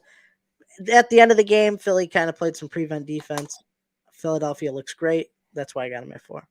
I also have Philly at 4. Sorry, I didn't mean to like mess it up and kind of spoil it for both of us, but yeah, Philly's one of the best teams in the league. Jalen Hurts is an unreal quarterback. They have great weaponry, and I really like their defense. They have the best center in the NFL with Jason Kelsey. He was just on McAfee earlier today. Really enjoyed that interview. I'm gonna watch the Kelsey doc on Netflix, I think soon, and then I kind of want to start listening to their podcast. I forget what it's called. Travis Kelsey and Jason Kelsey, they host it. Really cool dudes. Love Philly. They'll probably be right there in the mix for the NFC by the end of the season. I have them at 4 right now. Number 3. My number 3 is the Miami Dolphins. Tua's looked great. Beat the Chargers, scored 36 points this past week against a better defense in the Patriots. He still looked okay. They got it done, and I think the Dolphins are going to be a force to be reckoned with this season. Understood. At number 3, I have Dallas. I think the Dallas Cowboys have probably been the most impressive team in the NFL this season because of expectations. I had them making the playoffs, but they were the last team I wrote on the NFC side. That is not the case. I actually think they're going to compete with the Eagles for the NFC East. I think Washington will probably lose a couple extra games, still probably make playoffs as a wild card team, but I think it comes down to Dallas and Philly for the NFC East, which is always a really compelling division no matter what, because it's the East Coast bias. And Dallas is one of the sweethearts of the United States of America for whatever reason. But this is the best Dallas team I think I've ever seen. Yeah, they're very good. Number 2. 2, I got the Baltimore Ravens. They looked great in week 1. Week 2, they go into Cincinnati and beat a division rival. They look great right now. Lamar Jackson looks better than I thought they would. And, they were one of my true contenders, I thought, this year that could win the Super Bowl. And right now, they're everything I thought they are. They're that and more. I have Miami. I think the Dolphins are incredible so far. They had a really hot start last year, and then Tua started dealing with all the concussion type stuff, and they were investigated and all that. I saw that Tua is wearing a special helmet that changes the way, like the shock waves when he gets hit, and is better suited to help possibly prevent him from receiving another concussion or having other head issues down the line. So, and he's been making his throws. I can't think of a receiver duo in the NFL. There are better, maybe overall receivers possibly, but I don't know if there's a better receiver duo in the NFL than Waddle and Tyreek Hill. Yep. And Tua hits them well. Their defense is very good, and they're a complete team. They're the Buffalo Sabres of football, other than they have made playoffs, but they're the team that people always just assume sucks. Jacksonville kind of deals with the same thing too. They're both top 10 teams, but people say they have a hard time understanding that they actually are good because of their reputation. The Dolphins are one of those teams. They're one of the best teams in the league. It would not shock me whatsoever to see them playing in the Super Bowl. Yeah. Number 1. I think we're both going to agree with it here because we haven't said them, and there's really only one team left. I got the San Francisco 49ers as my number 1 team. They've just been rolling over everybody. Their defense is tremendous. Brock Purdy, I had faith in him going into this year. He's been great. The 49ers look like Super Bowl contenders, like true, maybe the favorite to win the Super Bowl right now.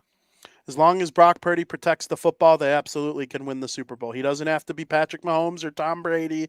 As long as he's, Mr. Irrelevant, making $800K, they can spend money elsewhere. They have a lot invested on this team. They probably have the best linebacker core in the NFL. Nick Bosa is a top 3 pass rusher in the NFL.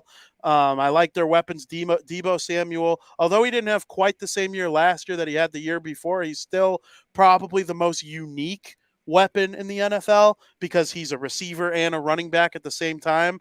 Kind of like Taysom Hill minus the throwing and less of a tight end type player, but he's very fast. He could run, he could catch. He's outstanding. Line up as a wide receiver, go out as a tailback and still receive passes.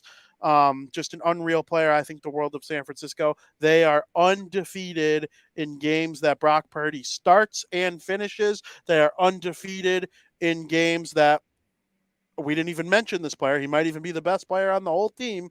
Christian McCaffrey, every single game he started, they have won since coming over from the Carolina Panthers. I firmly believe the San Francisco 49ers, as we stand after week 2, are the best team in the NFL. Yep. I can't find a hole. What's a hole? They have the best offensive mind at head coach. I love my offensive head coaches. Quarterback is the biggest question mark. Is Brock Purdy like here to stay?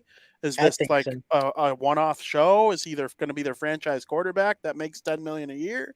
Like, does a guy go from Mr. Irrelevant? Tom Brady was drafted in the 6th round and like wasn't as flashy early on. The first 3 Super Bowls were largely because of Vince Wilfork and Teddy Bruschi and how awesome their defense I was. think he's here to stay. I hope so. I would be a great. It would be.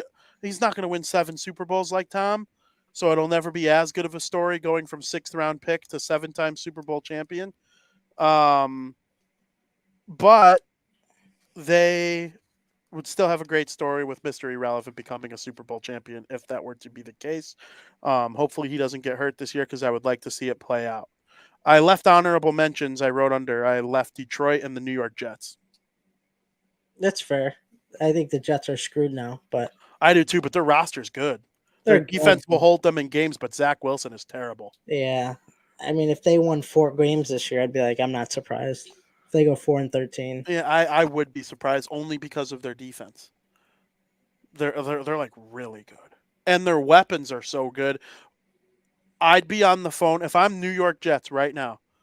I do not stop texting the Minnesota Vikings. But they need a quarterback.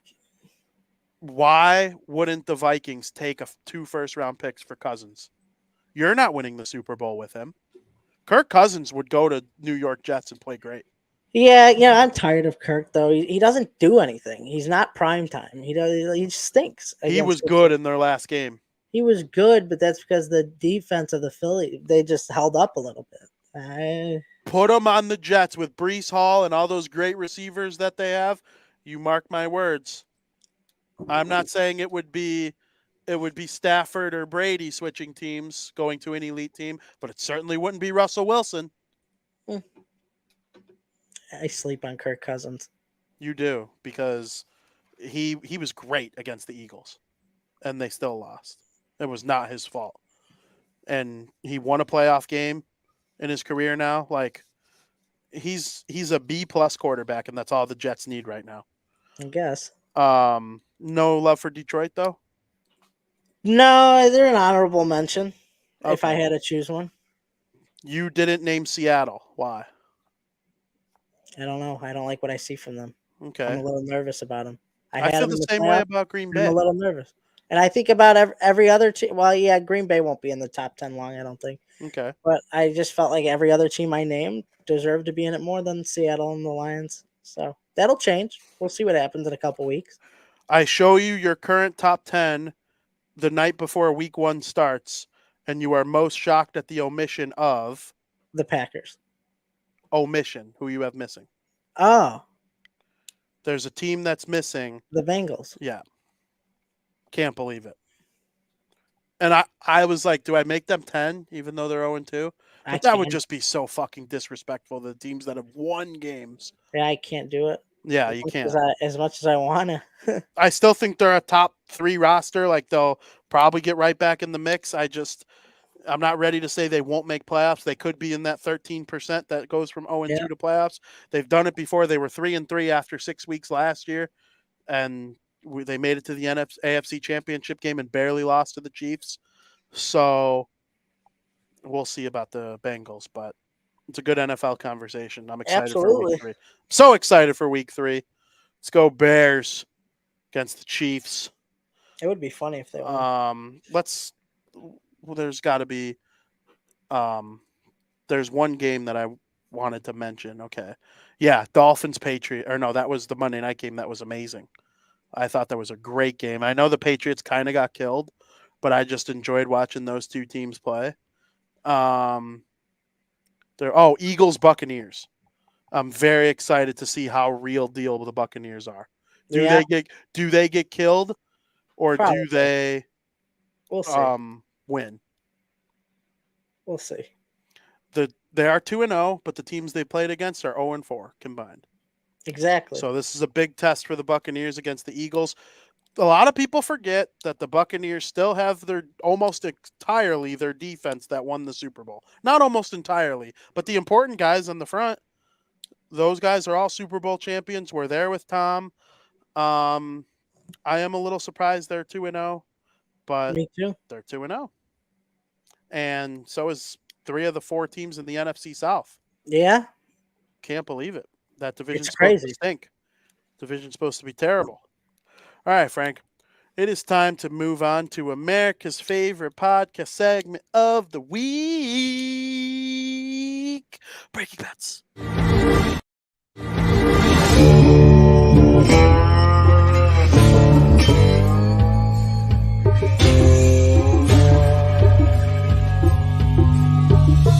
Where's my money, bitch?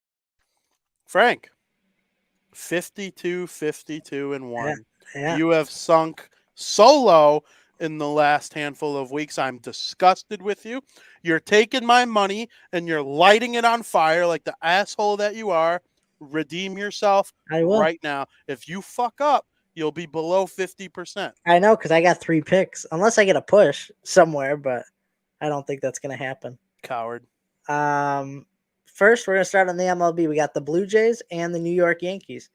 Kevin Gossman's going against Michael King. Blue Jays are in the middle of a tight battle for the playoffs, whereas the Yankees are dead. They couldn't be more dead if they wanted to. However, Gossman has been walking a lot of batters, giving us fair share of home runs lately. If you do that in Yankee Stadium, you're in trouble. It's one of the easiest stadiums to hit home runs out of. So I'm going to side with the Yankees today at home with some underdog value at plus 100. Second pick, we're going to go for the Thursday night football game. I think I'm going to make this a regular thing. I like doing that. The Giants go to play the 49ers. I think the Giants are in trouble. The 49ers have appeared to be the best team in the NFL right now, in my opinion. Scored 30 points in each of their first 2 games. They appear to be a freight train that just can't be stopped. On the other hand, Giants defense has looked horrendous, giving up 40 points to the Cowboys in week 1, 28 points to a lousy Cardinals team in week 2. I expect the 49ers to be too strong at home for their home opener. So I'm taking the 49ers team total over 27.5. I think they could get 28 points with ease, and it's plus 100. So I like the value there as well. So leads me to my third and final pick, which will take place on Sunday. Chargers taking on the Vikings. Both teams are 0-2, but I think the Chargers are light years better right now. The Chargers have scored 58 points, haven't turned the ball over once, yet they're 0-2. I can see a world where the Vikings are 0-3, but I really can't see where the Chargers are 0-3. I don't see that predicament, especially the way they played, especially the way the Vikings played at home versus the Bucs, where they looked awful. I think the offense of the Chargers blows past the Vikings on Sunday. So I like Chargers money line at minus 105, and those are my 3 picks for this week. Very, very interesting. Very, very interesting, Frank. You better hope you do well. Because if I see that percent start with a 4, that's going to be trouble. That is going to be trouble. That is going to be. I'm not going to be much trouble. I'm just going to make fun of you, like a little bit, like I do when you're wrong, like you do when I'm wrong. The only one I could really get a push in is the Chargers getting a tie against the Vikings. Oh, I think the Chargers are going to smoke the Vikings, dude. I'll see. They should, but no, maybe not, because Kirk Cousins he pulls everybody back in whenever they're out. That's our show. I think it was a great time. We had a lot of conversation about the Atlantic Division. We had Joey Parisi join us for the first time in a long time. That was very fun. I take it he's not coming back right now. He's not coming later back in the right show. Now. Yeah, no shot. But maybe he'll come back on. We have episode 130 next week. So doesn't our 100th show feel like yesterday? And we've had 30 weeks go by. And I would say the weeks get messed up, but we did 2 one time and we did 0 the week we were in Door County. So it has been 30 weeks. But yeah, I'm excited for our shows going forward. Hockey season is upon us, and we will be ready for spring training or preseason action. Training camp starts tomorrow. I hope everybody enjoys it. Make sure you read all Frankie's shit at apptrigger.com. Make sure you read all my shit at the Windy City. All of them, you know how to find it, at Vinny Parisi on Twitter. And as always, thank you for listening.